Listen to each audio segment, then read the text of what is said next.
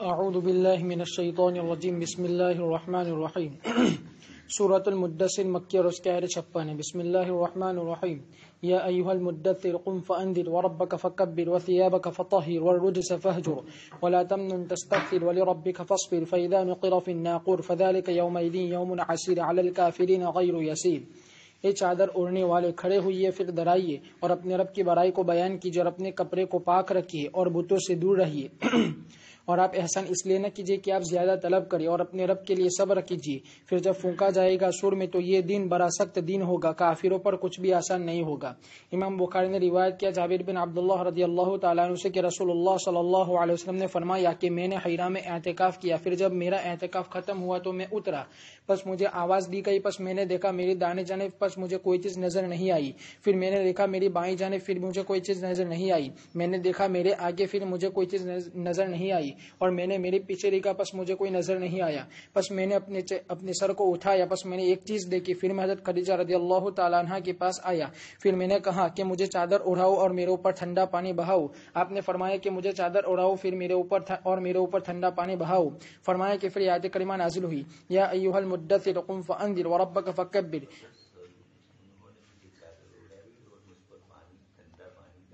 انہوں نے مجھے چادر اڑائی اور انہوں نے مجھ پر ٹھنڈا پانی ڈالا۔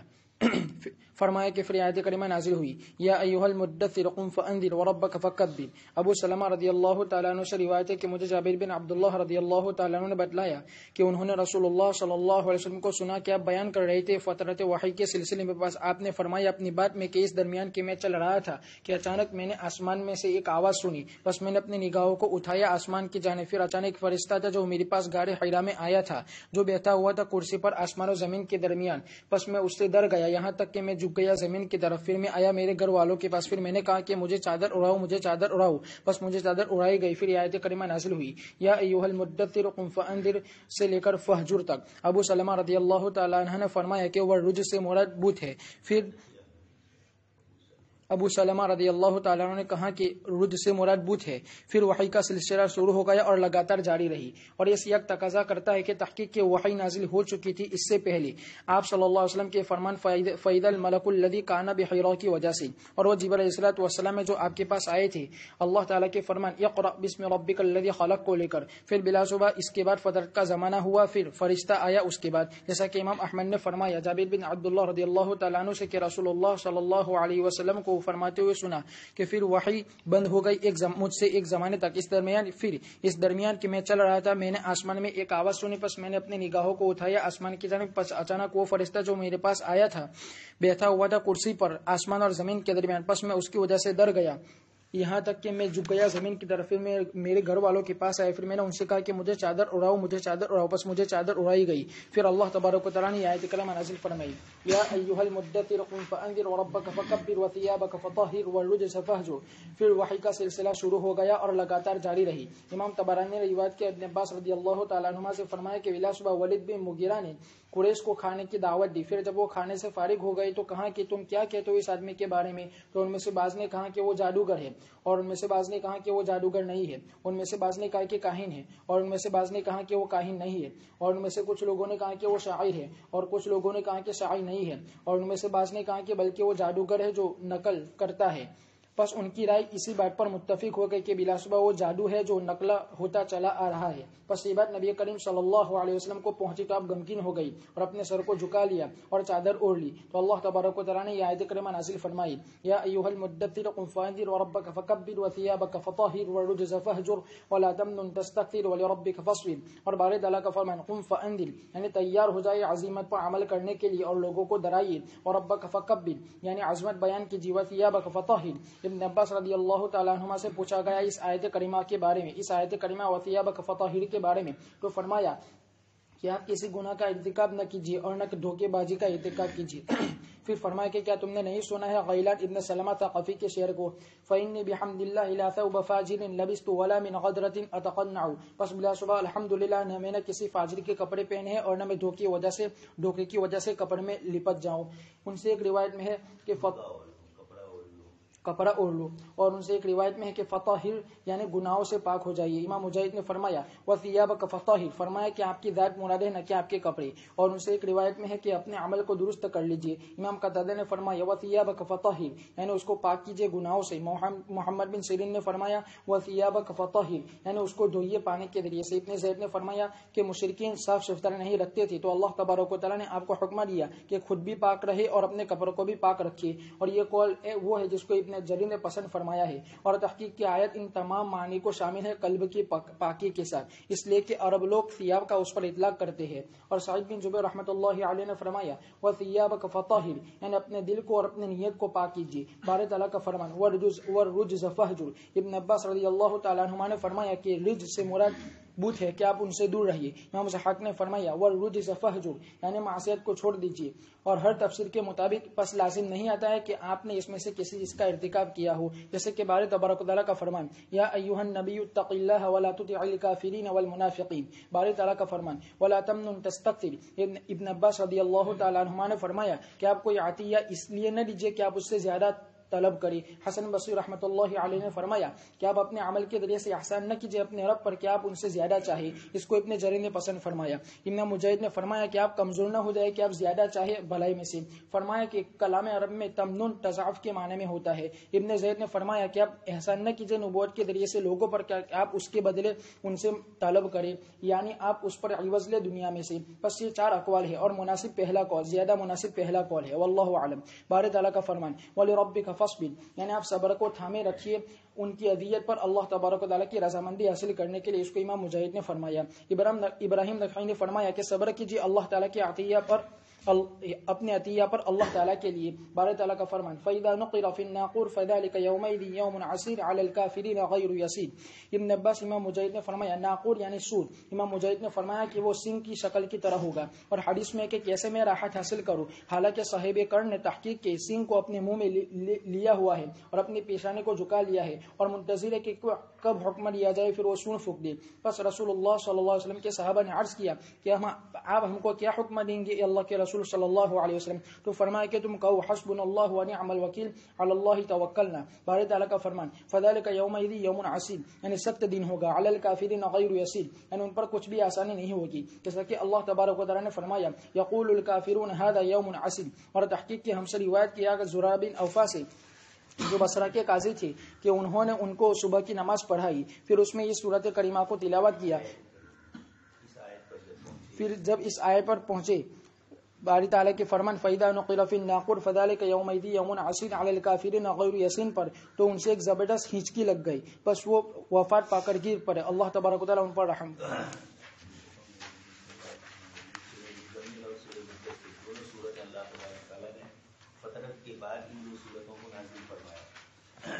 اس میں کی 5 آیتیں نازل ہوئی، اس کے بعد ایک مدت تک کے لیے وقفہ ہو گیا، وحی نہیں آئی.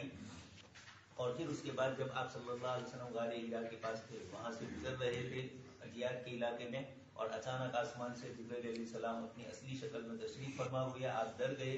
اس موقع پر بھی آپ نے زمین نہیں فرمایا. تو پہلا اقرا کے موقع پر بھی یہی فرمایا، اور اسی طریقے سے جبرائیل کو اصلی شکل میں دیکھا اس وقت بھی یہ فرمایا.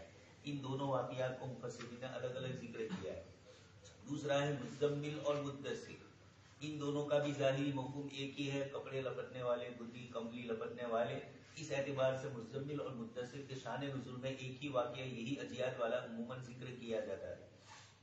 آپ صلی اللہ علیہ وسلم پر اس سے پہلے وحی نازل ہو چکی تھی اقرا کی، پھر فترت کا دور آیا، اور پھر اس کے بعد مزمل، اور پھر جب مزمل مدثر نازل ہوئی اس کے بعد تتابعاً آپ صلی اللہ علیہ وسلم کے اوپر وحی کا سلسلہ پھر جاری رہا 23 سال تک. بیچ میں کبھی کبھار کچھ ہوا، وما نتنزل الا بامر ربک لہ ما بینا.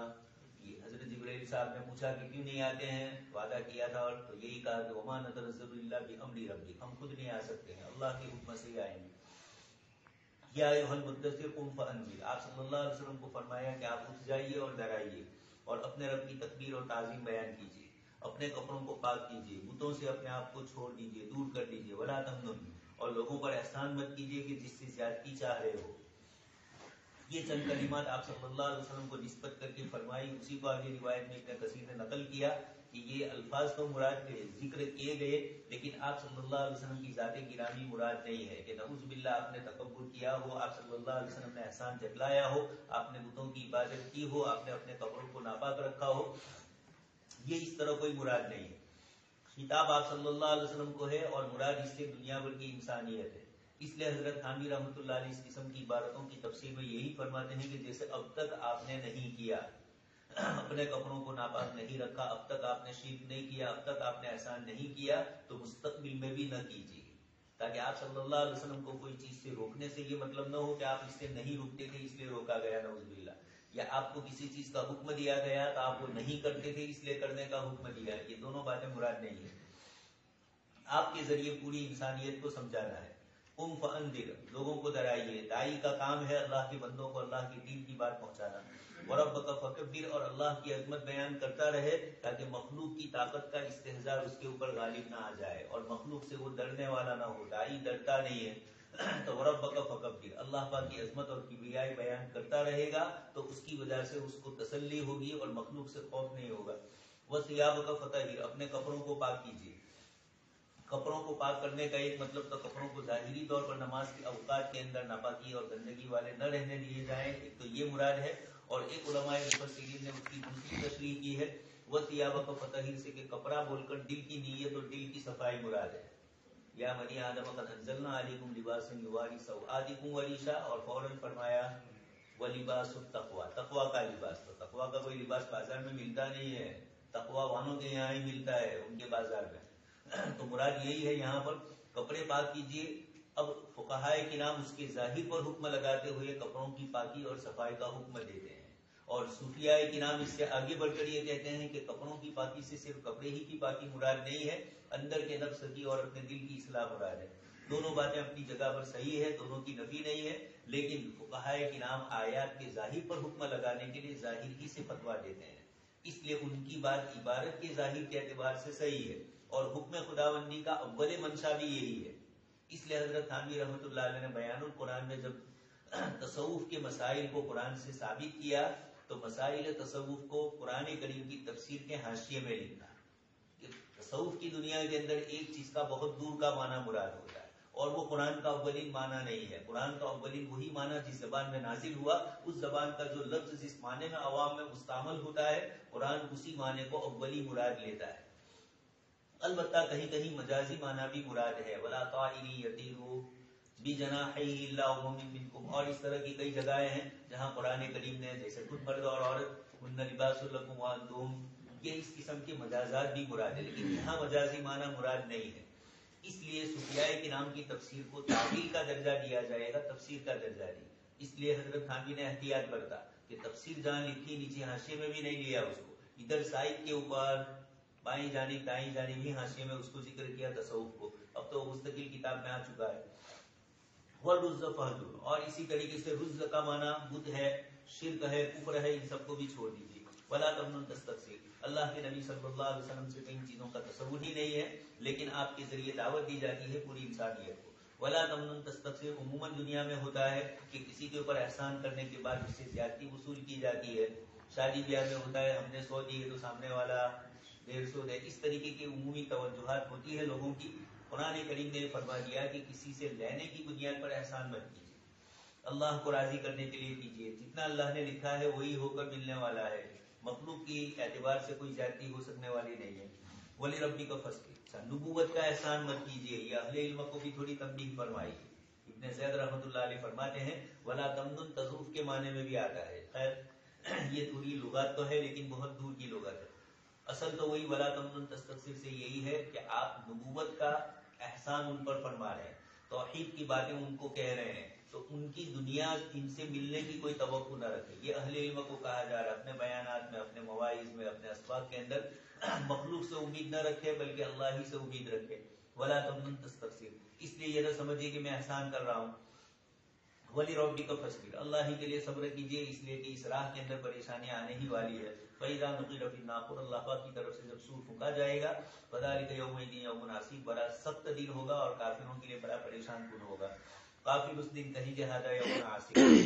زرارہ ابن اوفا کی روایت میں بھی یہ ذکر کیا گیا کہ بصرہ کے قاضی تھے حضرت زرارہ ابن اوفا رحمۃ اللہ علیہ، فجر کی نماز پڑھ رہے تھے اور یہ اچانک یہ آیت جب پڑھ رہے تھے اس پر پہنچے تو ایک دم سے آخرت کا منظر یاد آ گیا اور ایک آواز لگی اور انا للہ ہو گئے.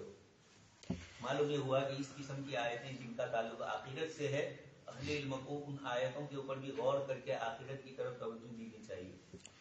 ذرني ومن خلقت وحيدا وجعلت له مالا ممدودا وبنين شهودا ومهدت له تمهيدا ثم يطمع أن أزيد كلا إنه كان لآياتنا عنيدا سأرهقه صعودا إنه فكر وقدر فقتل كيف قدر ثم قتل كيف قدر ثم نظر ثم عبس وبصر ثم أدبر واستكبر فقال إن هذا إلا سحر يؤثر إن هذا إلا قول البشر سأصليه سقر وما أدراك ما سقر لا تبقي ولا تذر لواحة للبشر عليها 19. چھوڑ دیجئے مجھے اور اس کو جس کو میں نے پیدا کیا اکیلا، اور میں نے اس کو کثیر مال دیا اور حاضر رہنے والے بیٹے دیے، اور میں نے اس کو ہر طرح کا سامان مہیا کیا، پھر بھی وہ طمع رکھتا ہے کہ میں اس کو اور مزید دوں. ہرگز نہیں، بلا صبح وہ ہماری آیتوں سے دشمنی رکھتا تھا. عن قریب میں اس کو کٹھن چڑھائی پر چڑھاؤں گا. اس لیے بلا صبح اس نے غور و فکر کیا اور اندازہ کیا، پس مارا جائے کیسے اس نے اندازہ لگایا، پھر وہ مارا جائے کیسے اس نے اندازہ کیا، پھر اس نے نظر ثانی کی، پھر منہ بگاڑا اور منہ چڑھایا، پھر اس نے پیٹھ پھیری اور تکبر کیا. پس کہا کہ یہ تو نہیں ہے مگر جادو جو نقل ہوتا چلا آ رہا ہے، بلا شبہ یہ نہیں ہے مگر انسان کا کلام. عن قریب میں اس کو جہنم میں داخل کروں گا. کہ آپ کو معلوم ہے کہ سقر کیا ہے؟ وہ ایسی آگ ہے جو نہ باقی رکھے گی اور نہ کسی کو چھوڑے گی، جو انسان کی شکل کو جھلسانے والی ہے اور اس پر 19 فرشتے مقرر ہے. اللہ تبارک و تعالیٰ فرماتے ہیں وعظ سناتے اس خبیث آدمی کو جس پر اللہ تبارک و تعالیٰ نے انعام فرمایا تھا دنیا کی نعمتوں کے ذریعے سے، پس اس نے ناشکر کی اللہ تبارک و تعالیٰ کی نعمتوں کی اور اس کو کفر میں تبدیل کر دیا اور اس کا مقابلہ کیا انکار کے ذریعے سے، اللہ تبارک و تعالیٰ کی آیتوں کے انکار کرنے کے ذریعے سے اور اس پر جھوٹ باندھنے کے ذریعے سے، اور تحقیق کی اللہ تبارک و تعالیٰ نے شمار کرائی اس پر اس کی ان نعمتوں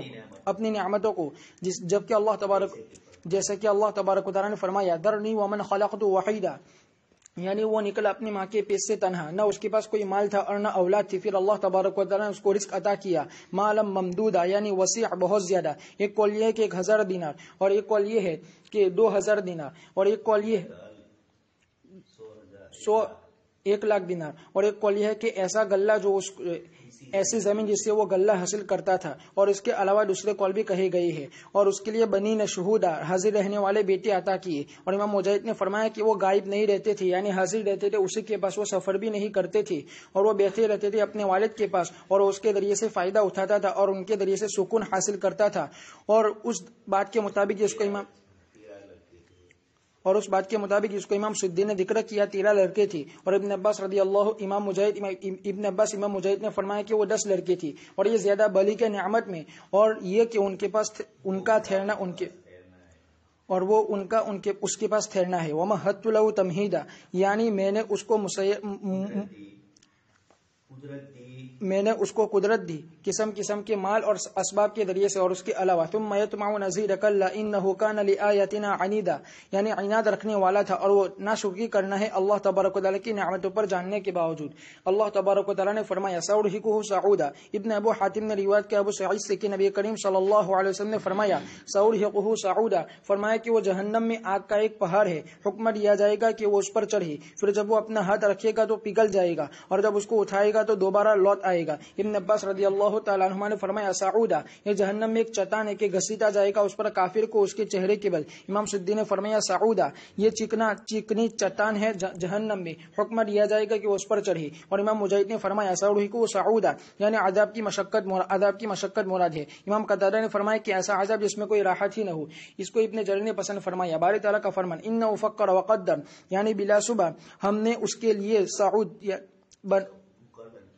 سعود کو مقرر کیا ہے اس کے ایمان کے دور رہنے کی وجہ سے، اس لیے کہ اس نے غور و فکر کیا. وقدر، یعنی سوچا کہ وہ کیا کہے قرآن کے بارے میں جس وقت اس سے پوچھا گیا قرآن کے بارے میں، پر اس نے غور و فکر کیا کہ کیا باتوں میں سے کوئی بات بنائے. وقدر، یعنی تجویز کی. فقتل کیف قدر ثم قتل کیف قدر، یعنی اس پر یہ بد دعا ہے. ثم نظر، یعنی اس نے نظر ثانی کی اور غور و فکر کیا. ثم عبس، یعنی اپنی دونوں آنکھوں کے درمیان شکن چڑھائی اور چین بجبی ہوا. وبصر، یعنی تر شروع کی اور ناپسند کی اظہار ناپسندگی کا اظہار کیا، اور اسی سے توبہ بن حمیر کا یہ شعر ہے، وَقَدْ رَابَنِي مِنْهَا صَدُودٌ رَأَيْتُهُ وَإِعْرَاضَهَا عَنْ حَاجَتِي وَبُصُورَهَا، اور تحقیق کے مجھے تعجب ہے اس کے روکنے والے اور تحقیق کے مجھے شک میں ڈال دیا اس سے روکنے والے نے، جس وقت کہ میں نے اس کو دیکھا اور اس کے اعراض کرنے کو میری ضرورت سے اور اس کے چہرے پر شکن لانے کو۔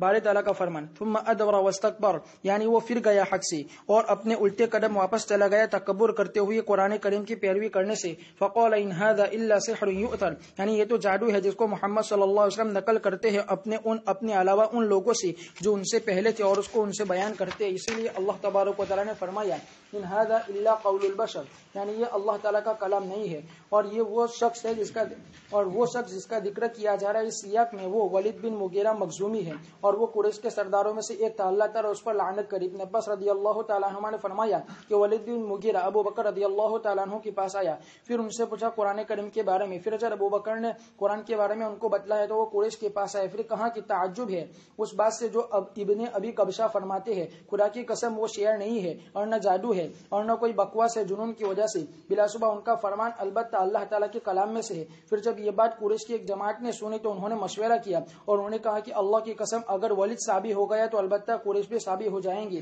پھر جب یہ بات ابو جہل بن ہشام نے سنی تو کہا کہ میں اللہ کی قسم تمہاری طرف سے اس کی حالت کے بارے میں کافی ہو جاؤں گا۔ بس وہ گیا یہاں تک کہ وہ اس کے پاس ابو جہل اس کے گھر میں آیا۔ پھر ابو جہل نے ولید سے کہا کیا تم اپنی قوم کی طرف نہیں دیکھتے ہو کہ تحقیق کہ اس نے تمہارے لیے صدقے کو جمع کیا ہے؟ تو اس نے کہا کہ کیا تو نہیں جانتا ہے کہ میں ان میں سب سے زیادہ مال و اولاد والا ہوں؟ تو اس سے ابو جہل نے کہا کہ لوگ باتیں کر رہے کہ بلا صبح تم ابن ابو قحافہ کے پاس آئے تاکہ تم اس کے کھانے کو حاصل کرو۔ تو ولید نے کہا کیا میرا خاندان میرے بارے میں ایسی باتیں کرتے ہیں؟ ہرگز نہیں، اللہ کی قسم میں کبھی بھی قریب نہیں جاؤں گا ابن ابو قحافہ سے اور نہ حضرت عمر سے اور نہ ابن ابو قبشہ سے اور ان کا فرمان اور آپ صلی اللہ علیہ وسلم سے، اور یہ ان کا فرمان نہیں ہے مگر جادو جو نقل ہوتا چلا آ رہا ہے۔ بس اللہ تبارک و تعالیٰ نے رسول اللہ صلی اللہ علیہ وسلم پر یہ آیت کریمہ نازل فرمائی، ذرنی ومن خلقت وحیدہ سے لے کر لا تبقی ولا تذر تک۔ اور امام قتادہ نے فرمایا کہ انہوں نے کہا کہ بلا شبہ ولید نے کہا کہ اللہ کی قسم البتہ تحقیق کہ میں دیکھوں گا اس شخص کے بارے میں، اس چیز کے بارے میں جو یہ شخص کہہ رہا ہے۔ پھر جب اچانک کہ وہ شعر بھی نہیں ہے، بس تب تو وہ شعر نہیں ہے نہ وہ شعر ہے، اس لیے کہ اس کے لیے البتہ بڑی مٹھاس ہے اور بلا شبہ اس پر بڑی چمک دمک ہے اور بلا شبہ وہ غالب ہے اور اس کو مغلوب نہیں کیا جا سکتا ہے، اور میں شک نہیں کرتا ہوں کہ وہ جادو ہو۔ بس اللہ تبارک و تعالیٰ نے آیت کریمہ نازل فرمائی فَقُتِلَ كَيْفَ قَدَّرَ ثُمَّ عَبَسَ وَبَصَرَ، یعنی اس نے شکن چڑھے اپنے دونوں آنکھوں کے درمیان اور ٹوس روئی کی۔ اور روایت کے ابن جریر رحمۃ اللہ علیہ آیت کریمہ سے کہ ولید بن مغیرہ نبی کریم صلی اللہ علیہ وسلم کے پاس آیا، پھر آپ صلی اللہ علیہ وسلم نے اس کے سامنے قرآن کریم کی تلاوت کی تو گویا کہ وہ آپ کے سامنے نرم پڑ گیا۔ بس یہ بات ابو جہل بن ہشام کو پہنچی تو وہ اس کے پاس آئے، پھر اس نے کہا اے چچا بلا شبہ تمہاری قوم نے ارادہ کیا ہے یہ کہ وہ تمہارے لیے مال کو جمع کرے۔ تو اس نے کہا کہ کیوں؟ تو ابو جہل نے کہا کہ تاکہ وہ تم کو عطا کرے، اس لیے کہ تم محمد صلی اللہ علیہ وسلم کے پاس گئے اور جو کچھ پیش کیا تم نے اس کو مان لیا۔ تو کہا کہ تحقیق کے قریش نے جان لیا کہ اور تحقیق کے قریش جانتے ہیں کہ بلا شبہ میں مال کے اعتبار سے سب سے زیادہ ہوں۔ تو اس نے کہا کیا آپ اس شخص کے بارے میں تو ان کے بارے میں کوئی ایسی بات کہہ دے کہ تیری قوم جان لے کہ بلا شبہ تو انکار کرنے والا ہے اس بات کا جو انہوں نے کہی اور تو ان کو ناپسند کرنے والا ہے۔ تو اس نے کہا کہ میں ان کے بارے میں کیا بات کہوں، خدا کی قسم نہیں ہے تم میں سے کوئی آدمی جو زیادہ جانتا ہو اشعار کو میرے مقابلے میں، اور نہ زیادہ جانتا ہو رجزیہ اشعار کے بارے میں، اور نہ قصیدہ کے بارے میں، اور نہ جنوں کے اشعار کے بارے میں۔ البتہ تحقیق کے مشابہ نہیں ہے وہ چیز جو وہ آدمی، اللہ کی قسم مشابہ نہیں وہ چیز جو وہ آدمی کہہ رہا ہے اس میں سے کسی سے بھی، اور اللہ کی قسم بلا شبہ ان کا وہ فرمان جو وہ فرما رہے البتہ بڑا میٹھا ہے، اور بلا شبہ وہ کلام توڑ دیتا ہے،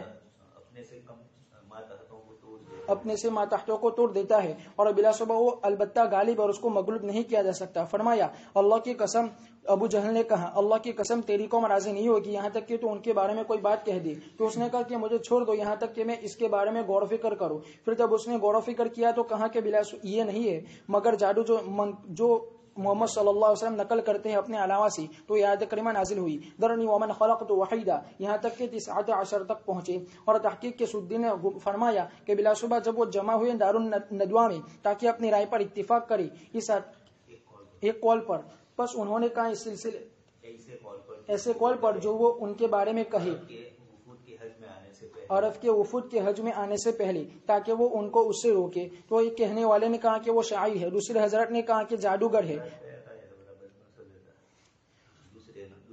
اور دوسروں نے کہا کہ جادوگر ہے، اور دوسروں نے کہا کہ کاہن ہے، اور دوسروں نے کہا کہ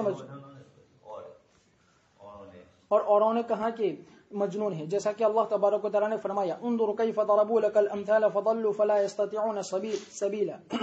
یعنی یہ تمام کا تمام ہو گیا، یہ تمام چیز ہو گئی، اور ولید غور و فکر کر رہا تھا کہ وہ آپ کے بارے میں کیا کہے. پس اس نے غور و فکر کیا، اندازہ لگایا، نظر ثانی کی اور منہ بگاڑا اور تو شروع کی. پھر کہا ان هذا الا سحر يؤثر ان هذا الا قول البشر. اللہ تبارک و تعالیٰ نے فرمایا سأصلیہ سقر، یعنی عن قریب میں اس کو اس میں ڈوبو دوں گا اس کی چہر سمت سے. پھر اللہ تبارک و تعالیٰ نے فرمایا وما ادراک ما سقر، اور یہ اس کے معاملے کی خوفناک اور اس کی دہشت کو بتلانا ہے. پھر اس کی تفسیر کی اپنے فرمان کے ذریعے سے لا تبقی ولا تذر، یعنی کھا جائے گی ان کے گوشتوں کو، ان کے رگوں کو، ان کے پتھوں کو، ان کے چمڑیوں کو، پھر اس کے علاوہ سے بدل دیا جائے گا، اور وہ اس میں نہ مریں گے اور نہ زندہ رہیں گے. باری تبارک و تعالیٰ کا فرمان لواحۃ للبشر. امام مجاہد نے فرمایا یعنی چمڑی.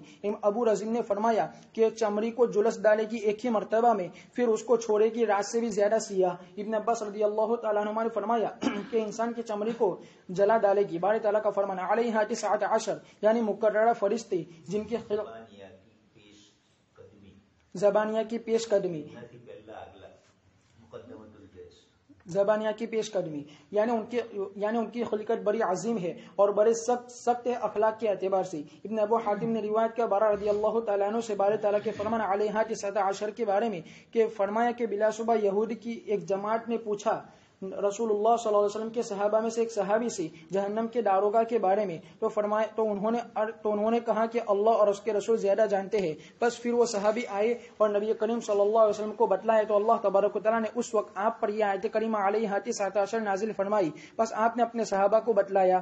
اور امام حافظ بزار نے جابر ابن عبداللہ رضی اللہ تعالیٰ عنہ سے روایت کرتے ہوئے فرمایا کہ ایک شخص نبی کریم صلی اللہ علیہ وسلم کے پاس آئے، پھر عرض کیا محمد صلی اللہ علیہ وسلم آپ کے صحابہ آج مغلوب ہو گئی. تو آپ صلی اللہ علیہ وسلم نے فرمایا کہ کس وجہ سے؟ تو اس نے کہا کہ یہودیوں نے ان سے پوچھا کیا تم کو تمہارے نبی نے جہنم والوں کے داروغوں کی تعداد کے بارے میں بتلایا ہے؟ تو انہوں نے کہا کہ ہم نہیں جانتے ہیں، یہاں تک کہ ہم پوچھ لی ہمارے نبی صلی اللہ علیہ وسلم کو. تو رسول اللہ صلی اللہ علیہ وسلم نے فرمایا کہ ایسے لوگ بھی مغلوب سمجھے جائیں گے جن سے پوچھا جائے ایسی بات کے بارے میں جو وہ نہیں جانتے ہیں، پھر وہ کہے کہ لا نعلم ہم نہیں جانتے ہیں، یہاں تک کہ ہم ہمارے نبی صلی اللہ علیہ وسلم کو پوچھے.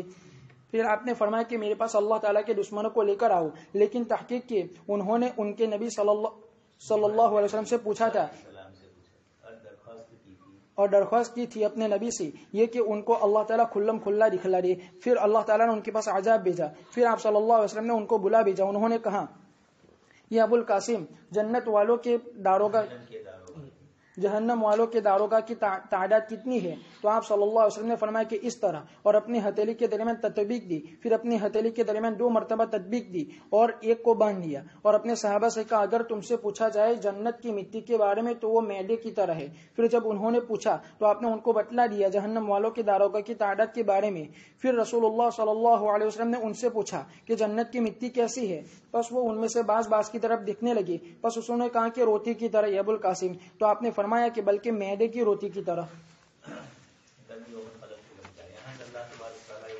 اپنے دشمن اور اپنے کافر بندے کے بارے میں ذکر کرتے ہیں اور اس کی تمام صفات کو ذکر کرتے ہیں. ایک اس کی نقل، چہرے کی، زبان کی، حیرت کی، جتنی کچھ کرتا ہے، دماغی جو کچھ کرتا ہے، یہ سب چیزوں کو اللہ تبارک تعالیٰ انتہائی ناراضگی کے عالم میں ذکر کرتے ہیں. شان نزول ہے ولید ابن مغیرہ کا. حضرت خالد کے والد ولید، اس کے روایتوں میں ہے 10 سے زیادہ بیٹے تھے اور اس کے ساتھ ہی رہتے تھے. وہ بنی نہ شہودا، یہاں تو ایک ہے تو انگلینڈ مغلید ہے، افریقہ مغلید ہے، اور قرآن کہہ رہا ہے وہ بنی نہ شہودا. اولاد ہوتی تھی لیکن بنی نہ شہودا نہیں ہوتی ہے. یہاں کھا پی کے نوڑے گھومتے رہتے ہیں، اس لیے بہتر یہ ہے کہ کہیں نہ کہیں کام میں ان کو لگایا جائے. لیکن اتنی بات ہے کہ ماں باپ کی خدمت کے لیے اولاد کو رہنا ہے، آیت سے معلوم ہوتا ہے، اور اولاد کا ماں باپ کے پاس رہنا ان کے لیے تسلی کا باعث ہوتا ہے. لیکن ماں باپ خود ہی نہیں چاہتے ہیں کہ یہی رہے. باہر لوگوں میں بات ہوتا ہے کہ چھوکرا انگلینڈ سے چاہے کچھ بھیجے کہ نہ بھیجے، لیکن ان کو دل میں تسلی ہو. یہ آج کل نفسیات ہے. قرآن کریم نے بنی نہ شہودن کے ذریعے اس کی نفی کی کہ اولاد کا ماں باپ کی خدمت والا ہونا یہ زیادہ مناسب ہوتا ہے بنسبت اس کے کہ دوسری اس طرح کی چیزیں ہو. خیر، تو اللہ پاک فرماتے ہیں کہ یہ تکبر کرتا ہے. قرآن کریم کے متعلق یہ کہہ رہا ہے ان ھذا الا سحر یؤثر. یہ حضرت ابوبکر صدیق کے پاس گیا تھا یا ایک روایت میں آپ صلی اللہ علیہ وسلم کے پاس گیا تھا, اور آپ نے جب اس کو قرآن سنایا تو ولید کے دل میں قرآن کی محبت آ گئی. یہ چاہ رہا تھا اسلام لانا. ابو جہل کو پتا چلا یا کچھ لوگوں کو پتا چلا کہ یہ حضرت ابوبکر صدیق کے پاس جاتے ہیں, اور چونکہ ان کے بیٹوں کی ٹیم تھی ماشاءاللہ, لمبے ترنگے اور مضبوط بہادر, تو 10 بیٹے تو بہت زیادہ ہو گئے. تو ان لوگوں کو یہ خطرہ ہوا کہ اگر ولید اسلام لے آیا تو پھر بات پوری ہو جائے گی, پورا مکہ اسلام لے آئے گا, اس لیے کہ 10 بیٹے ہیں وہ ایسے, اور پھر مسلمان, اور پھر قرآن, یہ سب چیزیں مجموعی طور پر پورے مکہ کو ایمان سے بھر دے گی. تو ابو جہل کو فکر لاحق ہوئی, سب سے زیادہ حضرت کو ہی فکر ہوتی تھی. تو اس نے ایک قول یہ ہے کہ ابو بکر صدیق کے پاس جا کر بیٹھتے تھے, تو اس نے یہ کہا, ابو جہل نے اور دوسرے لوگوں نے ولید کو یہ کہا کہ تیرے لیے ہم لوگ چندہ کر رہے ہیں, ابو دیسی بسامن. تو اب اس کو بہت برا لگا کہ میں مکہ کے سرداروں میں سے اتنے میری اولاد اور اللہ نے مال دولت وغیرہ سب دیا ہے, اور یہ لوگ میرے لیے چندہ مجھے صدقہ دیں گے. تو اس کو یہی تھا ابو جہل کا کام, چابی الٹی چرانے کی, تاکہ ایک دم بھڑک جائے. وہ بھی بیوقوف تھا, اس کو یہ کہہ دینا چاہتا کہ میں نے جو سنا وہ صحیح ہے. اگرچہ کہا اس نے, لیکن پھر اس کے بعد ابو جہل نے کہا کہ تو قرآن کی تعریف کر رہا ہے اور لوگوں میں مشہور ہو گیا ہے, اس لیے اب لوگ تجھے کوئی اہمیت نہیں دیں گے. اس لیے جب تک قرآن کے متعلق تو کچھ برا نہیں بولے گا, وہاں تک لوگوں کے دلوں کو اطمینان نہیں ہوگا. اس نے کہا کیا بولوں, تو تو بولا وچار. تو اب اس کے بعد اس نے انہو فکر, اللہ تبارک تعالیٰ فرماتے ہیں بہت غور و فکر کیا. اور جو آدمی غور و فکر کرتا ہے تو اس کے چہرے پر اثر آ جاتا ہے, دماغ کے اوپر ایک حرکت کھائے. ایک تو آج کل ایسے ہی اکلے باتیں کرتے ہیں لوگ, موبائل میں پتہ ہی نہیں چلتا ہے کہ کسی سے بات کر رہے ہیں, ایک دم آفی علاوہ دیکھ اللہ کے کیا مرولی سے یہ پتہ چلتا ہے کہ کیا ہے. تو اس طریقے سے اس نے غور و فکر کیا. قرآن نے اس کی بدماشی قرآن کے خلاف تھی, اللہ کے کلام کے خلاف تھی, اس لیے اللہ پاک نے اس کی ایک ایک نقل و حرکت کو نقل کیا. چہرے کے آثار کیسے ہوئے, اس کا منہ کیسے بگڑا, ساری چیزوں کو قرآن نے نقل فرمایا. تو ابو جہل نے کہا کہ کوئی بات کیا, حضرت نے غور و فکر کرنے کے بعد کہا ان ھذا الا قول یؤثر, یہ ایک ایسی بات ہے جو پچھلوں سے نقل ہوتی ہوئی آئی ہے, نعوذ باللہ جادو ہے, اور پچھلوں سے نقل ہوتے ہوئے آیا ہے, سحر یؤثر. یہ آپ صلی اللہ علیہ وسلم کے متعلق مشورہ ہوا. ایک قول یہ ہے. دوسرا ایک قول یہ ہے کہ نہیں, حج کا موسم آ رہا تھا اور قرآن سے خود مکہ والے متاثر ہو رہے تھے, تو ابو جہل وغیرہ کو فکر لاحق ہوا کہ دوسرے قبیلے جب حج کے لیے آئیں گے اور آپ صلی اللہ علیہ وسلم دعوت دیں گے تو سب جگہ اسلام پھیل جائے گا. تو آپ صلی اللہ علیہ وسلم کے پاس یہ وفود آئے یا آپ خود وفود کے پاس جائیں, اس سے پہلے ہمیں مشورہ کر کے ان کے متعلق ایک بات متفق طور پر پیش کرنی ہے, ہماری باتوں میں اختلاف نہ ہو ان کے متعلق. یہ بدماشی کروائی. تو کیا کیا جائے, تو اس کے لیے مجلس ہوئی. اس مجلس میں کسی نے کہا شاعر ہے, کسی نے ساحر کہا, اور اسی طریقے سے مختلف جملے کاہن کہا. اس کے اندر پھر یہ اس نے غور و فکر کرنے کے بعد یہ کہا ان ھذا الا قول یؤثر, اور سحر یؤثر بھی اور قول یؤثر, اس نے یہ جملہ کہا. اور اس کے اوپر پھر اتفاق ہو گیا کہ سب یہ کہیں گے کہ یہ تو جادوگر ہے نعوذ باللہ. اور جب حج کے لیے وفود آئیں گے تو بڑے بڑے سردار بھی آئیں گے, اپنے قبیلوں کے سردار لوگ آئیں گے, تو ان کے سامنے قرآن کریم کے متعلق ایک بات متفق طور پر کہی جائے. چنانچہ اسی سلسلے میں انہوں نے سوچا. اللہ پاک نے بھی فرمایا انظر کیف ضربوا لک الامثال, اللہ کی نبی صلی اللہ علیہ وسلم کے لیے کیسی مثال انہوں نے طے کی کہ آپ کے کلام کو, اللہ کے کلام کو جادو کا کلام کہا. یہ سب کچھ ہوا, لیکن اللہ پاک کو جو کرنا تھا وہی ہوا. دین اسلام غالب آیا. ولید تو نہیں لایا اسلام, لیکن خالد لے آئے اور اچھا خاصا کام کیا انہوں نے. سب اس لیے ہی سفر. اللہ پاک فرماتے ہیں کہ یہ جو اس طرح بدماشی کرتا ہے ہم جہنم میں اس کو داخل کریں گے. سفر کو اللہ پاک خود ہی فرماتے ہیں لا تبقی ولا تذر, یہ جو بھی اندر داخل ہوگا اس کو چھوڑے گی نہیں. کھا جائے گا ان کے گوشت پتھر وغیرہ کو, لیکن مرے گا نہیں, اس لیے کہ موت تو اب آنے والی ہے نہیں. اس لیے جینے اور موت کے درمیان, اسی لیے آگے کہا سعودا, آگ کا پہاڑ ہوگا, اس پر چڑھے گا تو چڑھتے ہوئے جیسے ہاتھ رکھے گا ہاتھ شل ہو جائے گا, جل جائے گا. اب جب اتنا جل جائے گا کہ ہاتھ کی اپنی قوت تاثیر جو ہے وہ باقی رہے گی, لیکن جیسے ہی اٹھائے گا پھر فوراً ہاتھ اصلی شکل میں آ جائے گا, تاکہ پھر عذاب ہو اور احساس ہو. اگر عذاب ہوا یا تکلیف ہوئی, جیسے بہت سے لوگوں کو لقوہ ہو جاتا ہے, تو اس بدن کے اوپر کوئی کتنا ہی مال اثر پڑتا, تو ایسا نہیں ہوگا. اس کو تو لا تبقی ولا تذر, لا یموتون ولا یحیون, موت بھی نہیں آئے گی اور زندگی بھی نہیں، مطلب زندگی تو ہے لیکن وہ زندگی موت جیسی، اور موت میں تو یہ کہ موت آ گئی تو ختم ہو گئی ظاہر میں، لیکن یہ موت بھی نہیں آئے گی۔ علیہا 19 اللہ پاک فرماتے ہیں لواحۃ للبشر، یہ ہماری جو آگ ہوگی یہ چمڑی کو جھلسا دے گی۔ علیہا 19 جہنم کے اوپر 19 داروگا ہے۔ اس پر مشرکین کو تعجب ہوا کہ 19 کی تعداد کیا؟ وما جعلنا اصحاب النار الا ملائکہ وما جعلنا عدتهم الا فتنہ۔ مشرکین کے لیے قرآن کی 19 کی تعداد ایک آزمائش ہو گئی، فتنہ کا معنی یہاں پر وہی ہے۔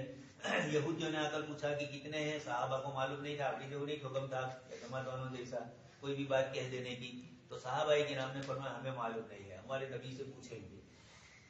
ایک صاحب نے آ کر حضور سے کہا کہ یہودیوں نے آج تمہارے صحابہ کو ہرا دیا، مکہ والا ہی ہوگا مشرکین میں سے۔ آپ نے کہا کہ کیا ہوا؟ تو کہا اس نے ان کی تعداد پوچھی، لیکن چونکہ یہود تو مکہ مکرمہ میں نہیں تھے اس لیے ہو سکتا ہے ابتدائی مدینہ کی ہجرت کے بعد کا واقعہ ہو۔ تو آپ صلی اللہ علیہ وسلم نے فرمایا کہ یہ کیا ضروری ہے، جو چیز ان کو معلوم نہیں تھی اور یہ کہا کہ نبی سے پوچھیں گے، تو یہ تو صحیح بات بتلائی انہوں نے، اگر معلوم ہوتی تو بتلا دیتے، اور نہیں معلوم ہے اور جھوٹی ٹھوک دیتے تو بھی بات صحیح نہیں ہوتی۔ تو اس کے بعد پھر اللہ تبارک تعالیٰ نے آیت نازل فرمائی اور آپ صلی اللہ علیہ وسلم نے بتلا دیا کہ ان کی تعداد 19 ہے۔ آپ نے ایک مرتبہ ایسے کیا اور دوسری مرتبہ ایسے کیا، یہ انگوٹھا اندر کر دیا، اسی کو روایت میں سمجھایا۔ وما جعلنا أصحاب النار إلا ملائكة وما جعلنا عدتهم إلا فتنة للذين كفروا ليستيقن الذين أوتوا الكتاب ويزداد الذين آمنوا إيمانا ولا يرتاب الذين أوتوا الكتاب والمؤمنون وليقول الذين في قلوبهم مرض والكافرون ماذا أراد الله بهذا مثلا كذلك يذل الله من يشاء ويهدي من يشاء وما يعلم جنود ربك إلا هو وما هي إلا ذكرى للبشر كلا والقمر والليل إذ أدبر والصبح إذا أسفر إنها لإحدى الكبر نذيرا للبشر لمن شاء منكم أن يتقدم أو يتأخر۔ اور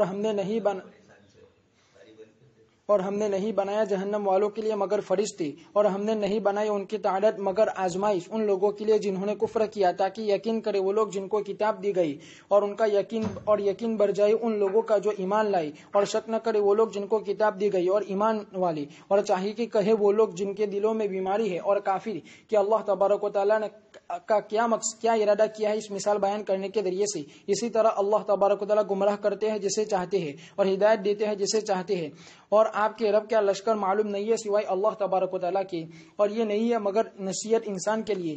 ہرگز نہیں، چاند کی قسم اور رات کی قسم جب کہ وہ چلی جائے، صبح کی قسم جب کہ وہ روشن ہو جائے، بلا شبہ یہ بڑی نشانیوں میں سے ایک نشانی ہے، ڈرانے والی ہے انسان کو، اس شخص کے لیے جو تم میں سے چاہے کہ وہ آگے بڑھے یا پیچھے ہٹے۔ اللہ تبارک و تعالیٰ فرماتے ہیں وما جعلنا اصحاب النار یعنی اس کے فرشتے، الا ملائکہ یعنی زبانیہ جو سخت مزاج تنخو ہوں گی، اور یہ رد ہے اور یہ رد ہے مشرکین قریش پر۔ جس وقت کے فرشتوں کی تعداد کو ذکر کیا گیا تو ابو جہل نے کہا اے قریش کی جماعت، کیا تم میں سے ہر 10 آدمی طاقت نہیں رکھتے ہیں ان میں سے ایک کی، پھر تم ان کو مغلوب کر دو؟ تو اللہ تبارک و تعالیٰ نے فرمایا وما جعلنا اصحاب النار الا ملائکہ، یعنی خلقت کے اعتبار سے بڑے مضبوط ہے، ان کا نہ مقابلہ کیا جا سکتا ہے اور ان کو مغلوب کیا جا سکتا ہے۔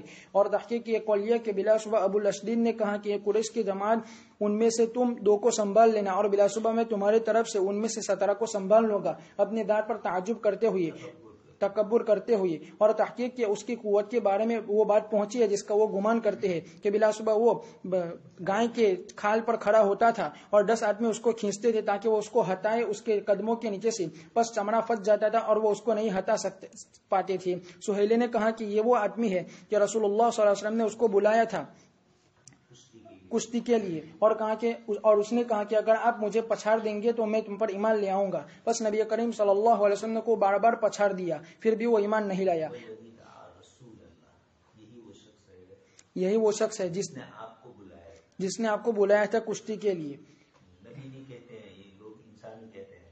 اور باری تعالیٰ کا فرمان وما جعلنا عدتهم الا فتنة للذين كفروا، یعنی بلا شبہ ہم کو ان کی تعداد کے بارے میں ذکر کیا گیا کہ بلا شبہ وہ 19 امتحان کے لیے ہماری طرف سے لوگوں کے لیے، لیستيقن الذين اوتوا الكتاب، یعنی وہ جاننے کہ یہ رسول برحق ہے، اس لیے کہ وہ بولتے ہیں اسی کے مطابق جو ان کے ہاتھوں میں ہے، یعنی آسمانی کتابیں جو نازل ہوئی آپ سے پہلے انبیاء پر۔ باری تعالیٰ کا فرمان وَيَزْدَادَ الَّذِينَ آمَنُوا إِيمَانًا، یعنی ان کا ایمان اس وجہ سے کہ وہ مشاہدہ کرتے ہیں ان کے نبی صلی اللہ علیہ وسلم کی خبروں کی سچائی کے بارے میں۔ وَلَا يَرْتَابَ الَّذِينَ أُوتُوا الكتاب والمؤمنون وليقول الذين في قلوبهم مرض، یعنی منافقین، والکافرون ماذا اراد الله بهذا مثلا، یعنی وہ کہتے ہیں کہ اس کو یہاں ذکر کرنے میں کیا حکمت ہے، تو اللہ تبارک و تعالیٰ نے فرمایا کذالک یضل اللہ من یشاء ویہدی من یشاء، اور اسی کے لیے حکمت بالغہ اور حجت تامہ ہے۔ باری تعالیٰ کا فرمان وما یعلم جنود ربک الا ھو، یعنی ان کی تعداد اور ان کی کثرت کو نہیں جانتے ہیں سوائے اللہ تبارک و تعالیٰ کی، تاکہ وہم کرنے والا وہم نہ کرے کہ بلا شبہ وہ صرف 19 ہی ہے۔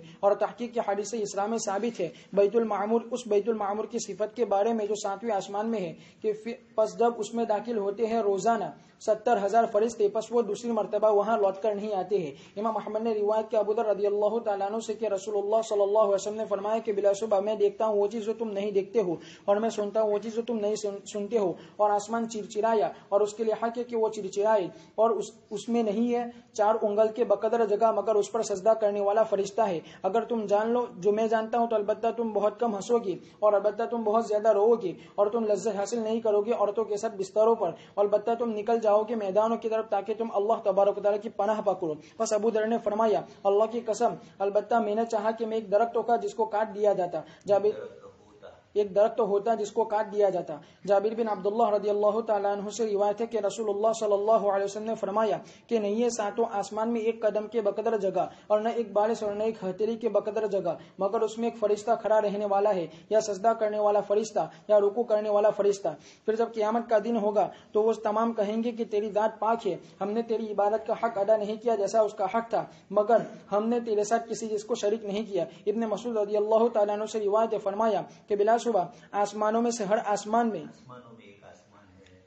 ایک آسمان ہے جس میں ایک بالش کے بقدر جگہ نہیں ہے مگر اس پر ایک فرشتے کی پیشانی ہے یا اس کے دونوں قدم کھڑے رہنے والے ہیں۔ پھر آیت کریمہ تلاوت کی وَإِنَّا لَنَحْنُ الصَّافُونَ وَإِنَّا لَنَحْنُ الْمُسَبِّحُونَ۔ محمد ابن نصر نے روایت کا عباد بن منصور سے کہ میں نے علی بن ارطاد کو فرماتے ہوئے سنا اس حال میں کہ وہ ہم کو خطبہ دے رہے تھے مدائن کے ممبر پر، فرمایا کہ میں نے نبی کریم صلی اللہ علیہ وسلم کے صحابہ میں سے ایک صحابی سے سنا کہ رسول اللہ صلی اللہ علیہ وسلم نے فرمایا کہ بلا شبہ اللہ تعالیٰ کے لیے اللہ تعالیٰ کے کچھ فرشتے ہیں جو ہر مرتبہ ان کا جسم کانپتا ہے اللہ تبارک و تعالیٰ کے خوف سے، اور ان میں سے کوئی فرشتہ نہیں ہے جن کے آنسو گرتے ہو اس کی آنکھوں سے مگر وہ گرتے ہیں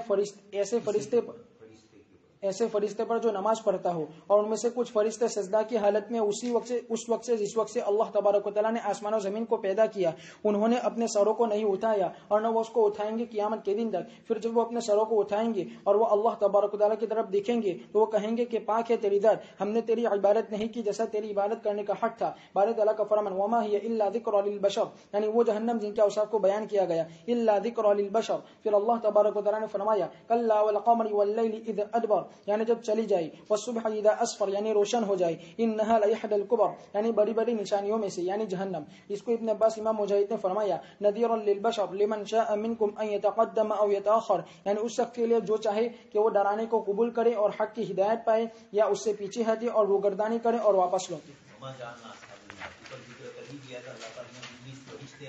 یہ ان کے لیے بڑا عجیب مسئلہ تھا کہ 19 ہی ہے، تو اس کے اوپر ابو جہل نے کہا کہ تم لوگ 10 آدمی مل کر کافی ہو جاؤ گے۔ دوسرا ایک تھا بڑا مضبوط اور بہادر آدمی ابو الاسطین، اس کو کھڑا کیا جاتا تھا، نیچے گائے کی کھال ہوتی تھی، وہ اس پر بیٹھ جاتا تھا، یہ لوگ کھینچتے تو یہ ذرا بھی ادھر سے ادھر نہیں ہوتا، گائے کی کھال ٹوٹ جاتی، حالانکہ اتنی جلدی ٹوٹتی نہیں ہے جب، لیکن اتنا مضبوط ہوتا تھا۔ اس نے یہ کہا کہ تم 2 کو کافی ہو جانا، باقی 17 کو میں نہیں مر لوں گا، تو ایہو کا باقی رہے گا۔ یہ بدماشی تھی، یہ سمجھتے تھے کہ فرشتے نعوذ باللہ ہمارے جیسے ہوں گے۔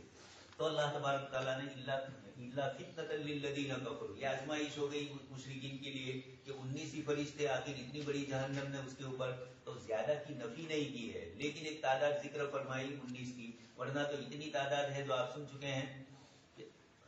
بیت المعمور کا طواف کرتے ہیں روزانہ 70,000 فرشتے، اور ایک ہی مرتبہ باری آتی ہے، قیامت قائم ہوگی وہاں تک پھر دوبارہ اس فرشتے کو آنا نہیں ہے، تو ہر 70,000 کے بعد دوسرے 70,000 جب سے قائم ہے اور قیامت تک یہ چلتے رہیں گے تو کتنی تعداد ہوگی فرشتوں کی۔ وما یعلم جنود ربک الا هو، اللہ کا لشکر کوئی نہیں جانتا ہے، اللہ ہی جانتے ہیں ان کا لشکر کیسا ہے۔ تو اللہ تبارک تعالیٰ کو 19 فرشتے کا لفظ کہہ کر مشرکین کو پریشانی میں ڈالنا تھا، تو یہ ان کے لیے آزمائش ہو گئی، ورنہ 19 کی تعداد یہ، تو یہ کہنے لگا کہ اتنوں کو میں کافی ہے، یہ بدماشی کی۔ اسی نے آپ صلی اللہ علیہ وسلم کے متعلق کہا تھا، لیکن دوسری روایتوں میں کہ وہ رکانہ پہلوان تھا جس نے آپ صلی اللہ علیہ وسلم کو یہ کہا۔ خیر، آگے اس کے بعد 19 کی تعداد اللہ پاک فرماتے ہیں کہ ایمان والوں کے ایمان میں اضافہ ہو اور مشرکین کے دلوں کے اندر پریشانی ہو. اور لیستیقن الذین اوتوا الکتاب، اہل کتاب یقین کر لے، اس لیے کہ ان کی کتابوں میں بھی 19 کی تعداد ہے اور آپ صلی اللہ علیہ وسلم نے بھی 19 کی تعداد کہی. اس کی بنیاد کے اوپر پھر آپس میں اہل کتاب کے درمیان بھی کوئی شک نہ ہو. تورات میں کچھ اور تعداد لکھی ہوتی اور قرآن میں اور ہوتی تو یہودی اشکال کرتے کہ یہ جھوٹی بات ہے، ہماری تورات میں تو. اور تورات چونکہ مسلسل حضرت موسیٰ علیہ السلام سے لے کر آپ صلی اللہ علیہ وسلم تک یہودیوں اور عیسائیوں کے درمیان معروف تھی، اس لیے اہل علم جو کہے جاتے ہیں ان کے درمیان تورات کا علم ہی سب سے بڑا علم تھا. پھر جب قرآن آیا تو تورات کا علم ثابت ہو گیا اور اللہ پاک نے قرآن کے علم کو آگے بڑھایا. لیکن اتنی لمبی 2000-2500 سالہ پوری تاریخ یہودیوں کی، جس آپ صلی اللہ علیہ وسلم کے آنے سے پہلے کی میں بات کر رہا ہوں، اتنی لمبی مدت کے اندر صرف تورات ہی کے سلسلے میں پورے عالم اسلام بلکہ پوری دنیا میں غلغلہ تھا تورات کا، اور وہی اللہ کی کتاب سمجھی جاتی تھی. اس بنیاد کے اوپر تورات میں ایک مضمون ہوتا اور دوسرا مضمون قرآن میں ہوتا تو گڑبڑ ہوتی، ان کو اشکال کرنے کا موقع ملتا. اسی لیے قرآن کریم میں اللہ تبارک تعالیٰ نے جب جانوروں کے کھانے کو حلال فرمایا تو یہودیوں نے اعتراض کیا اور یہ کہا کہ نہیں، حضرت یعقوب علیہ الصلوۃ والسلام کے زمانے میں یہ چیزیں حرام تھی. تو اللہ پاک نے جواب دیا الا ما حرم اسرائیل، قرآن نے ہم نے حرام نہیں کیا تھا. حضرت یعقوب علیہ السلام نے خود اپنے اعتبار سے ایک چیز نہ کھانے کی قسم کھائی تھی. اور آگے اللہ پاک فرماتے ہیں قل فأتوا بالتوراۃ فاتلوها ان کنتم صادقین، اگر تم سچے ہو تو تورات لاؤ. تورات میں آج بھی وہی لکھا ہے. اچھا، یہ آیت تو مکہ کے مشرکین کو خطاب تھی، اس وقت کے یہودیوں کی، لیکن آیت کا جو لفظ کا معنی ہے وہ آج کے یہودیوں کے لیے بھی صادق آ رہا ہے. اس لیے تورات میں انہوں نے سب کچھ تحریف کی، لیکن بائبل ابھی جو ہمارے یہاں نیا نسخہ آیا ہے انجیل مقدس، پرانے نسخے کے 15ویں صفحے پر میں نے، میرے پاس ہے وہ، لکیر کھینچ کر رکھ دیا ہے کہ قرآن نے جو کہا تو وہ جگہ پر لکھا ہوا ہے کہ ہم نے تمہارے لیے فلاں فلاں جانوروں کو حلال کیا. اللہ پاک نے جیسا ہمارے یہاں ہے جانوروں کے کھانے کے سلسلے میں، ان کے لیے بھی جو جانور کھانے تھے، اچھا جو جانور ان پر حرام کیے تھے تو قرآن نے دوسری جگہ فرما دیا فَبِظُلْمٍ مِّنَ الَّذِينَ هَادُوا حَرَّمْنَا عَلَيْهِمْ، انہوں نے چونکہ بدماشی کی اس لیے ہم نے ان پر حرام کیا. تو یعقوب علیہ السلام نے تو اپنے اوپر حرام کیا تھا، نبی ہو کر انہوں نے قسم کھائی، جیسے آپ صلی اللہ علیہ وسلم نے لِمَ تُحَرِّمُ مَا، ابھی آیت گزر چکی، اپنے اوپر شہد کو حرام کیا. اس طریقے سے یہ ہوا تھا. خیر، بتلانا یہ ہے کہ تورات میں اتنی تبدیلیاں اور قرآن کا چیلنج، اور آج بھی تورات میں وہ عبارت موجود ہے، تاکہ اگر آج عبارت موجود نہ ہو تو کل کوئی یہودی کہے کہ تمہارے قرآن نے تو چیلنج کیا ہے اور ہماری کتاب میں تو ہے ہی نہیں وہ. تو اللہ پاک نے اتنی تحریف کرنے کے باوجود اس کو باقی رکھا. یہ چیلنج ہے قرآن کا. عجیب ہے، اتنی تبدیلیاں ہو گئی لیکن اس کو بدل نہیں سکے. حالانکہ قرآن نے کہا ہے کہ قل فأتوا بالتوراۃ، تو جان بوجھ کے بدماشی کرتے اور تورات میں سے بدل لیتے، لیکن تورات کو بدلنے کا اختیار بھی ان کے ہاتھ میں نہیں رکھا. جتنا بدلنا تھا اتنا رکھا، اور جو اللہ پاک کا چیلنج تھا وہ آج بھی تبدیل نہیں ہو سکا. تو لیستیقن الذین اوتوا الکتاب، یہ عجیب جملہ ہے قرآن کا کہ اہل کتاب کو بھی یقین ہو جائے کہ یہ قرآن اللہ کا سچا کلام ہے. ورنہ اگر قرآن میں کچھ اور ہوتا، تورات میں اور ہوتا تو یہ اشکال کرتے. آپ سن ہی رہے ہیں، انہوں نے آپ صلی اللہ علیہ وسلم کو جنت کی مٹی کے متعلق پوچھا، یہ شرارت. تو انہوں نے پہلے تو یہ کہا کہ گیہوں کی، تو آپ نے فرمایا کہ گیہوں تو ہے لیکن باریک لطیف میدے کا آتا ہے، یہ کوئی نئی کوئی مخلوق نہیں ہے، گیہوں ہی ہے، لیکن اس کو بہت زیادہ پیسا جاتا ہے تو یہ میدے کی شکل اختیار کرتا ہے. آگے اللہ پاک فرماتے ہیں وَلَا يَرْتَابَ الَّذِينَ أُوتُوا الْكِتَابَ وَالْمُؤْمِنُونَ، ایمان والوں کے دل میں شک پیدا نہ ہو. اس لیے اللہ پاک نے فرشتوں کی تعداد 19 ہی رکھی اور ایمان بڑھا دیا کہ اللہ کا ایک فرشتہ بھی پوری ہوئے زمین کے لیے کافی ہے. وَلِيَقُولَ الَّذِينَ فِي قُلُوبِهِم مَرَضٌ، منافقین کو بھی جواب دے دیا، کافروں کو بھی. ماذا اراد اللہ بہذا مثلا، جب قرآن کریم اس طرح کی مثالیں دیتا ہے تو یہ لوگ کہتے ہیں کہ قرآن کا اس سے کیا ارادہ ہے. اللہ پاک فرماتے ہیں کہ اس قسم کی مثالیں کچھ لوگوں کو ہدایت پر لاتی ہے، کچھ لوگوں کو گمراہی پر. یہ گویا ہماری طرف سے امتحان ہے. تو 19 فرشتے 30 کا لفظ جو اللہ پاک نے فرمایا، یہ اللہ پاک کی طرف سے اہل ایمان کے دلوں کو مطمئن کرنا ہے اور کفار کے دلوں میں شک پیدا کرنا ہے. اللہ پاک نے یہ کتاب نازل فرمائی قرآن کریم، یضل بہ کثیرا ویہدی بہ کثیرا، اس سے ہدایت بھی ملتی ہے اور اس کا انکار کر کے آدمی گمراہی کے گداتوں کے اندھیرے میں گم ہو جاتا ہے. ان اللہ لا یستحیی ان یضرب مثلا ما بعودۃ، اللہ پاک نے مچھر کی مثال یا وما فوقہا، اس سے بھی کم یعنی چھوٹے پن میں اس سے بڑا، فما فوقہا مطلب ہم کریے چھوٹے پن میں یعنی اور بھی اس سے چھوٹی مخلوق ایک آتی ہے پسو، تشریف لاتے ہیں کہاں گم ہو جاتے ہیں، معمولی صاحب بالکل باریک یہاں بیٹھا اور آپ مسلنے گئے اس سے پہلے پسو صاحب کیا ہو جائیں گے، اڑ جائیں گے، جلدی مرتے بھی نہیں ہے، کٹھڑی کی طرح وہ بھی. تو یہ اللہ تبارک و تعالیٰ نے اتنی چھوٹی مخلوق کی بھی مثال دی. تو مثال مومن کے ایمان کو بڑھاتی ہے اور کافر کے کفر میں بڑھوتری ہوتی ہے. آگے فرمایا ہما یعلم جنود ربک الا هو، اللہ کا لشکر کتنا بڑا ہے، کتنے فرشتے سجدہ کر رہے ہیں، ان سب کو ذکر فرمایا. کلا والقمر، آگے اللہ تبارک تعالیٰ نے چاند کی قسم کھائی، رات کی قسم کھائی. ادبر رات کا جانا، والصبح اذا اسفر، ادبر کا لفظ ہے لیکن کچھ لوگوں نے اقبل کے معنی میں بھی لیا کہ رات کا آنا ایک الگ نشانی اور رات کا جا کر دن کا نکلنا یہ ایک الگ نشان ہے. اس لیے ابن کثیر رحمۃ اللہ علیہ فرماتے ہیں کہ آیات میں تاکید کے مقابلے میں تاسیس مراد لینا زیادہ پسندیدہ ہے. تاکید ایک ہی چیز کو ڈبل، رات کا جانا اور دن کا آنا ایک ہی چیز ہوئی، لیکن رات کا آنا ایک مستقل اللہ پاک کی طرف سے، سورج کا غروب ہونا، اندھیرا چھانا، پھر یہ اندھیرا پوری دنیا میں چھا گیا، اب صبح ہو رہی ہے اور چھت رہا ہے. تو آنا بھی اور اندھیرے کا جانا بھی، روشنی کا آنا بھی روشنی کا جانا بھی، یہ دونوں اللہ پاک کی الگ نعمتیں ہیں. انہا لعند الکبر، یہ اللہ تبارک تعالیٰ کی یہاں بڑی چیز ہے. نذیر للبشر، قرآن کریم انسانوں کی ہدایت کے لیے ہے. لمن شاء منکم ان یتقدم او یتأخر، دین میں جو آگے بڑھنا چاہے آگے بڑھے، جو پیچھے رہنا چاہے پیچھے رہے.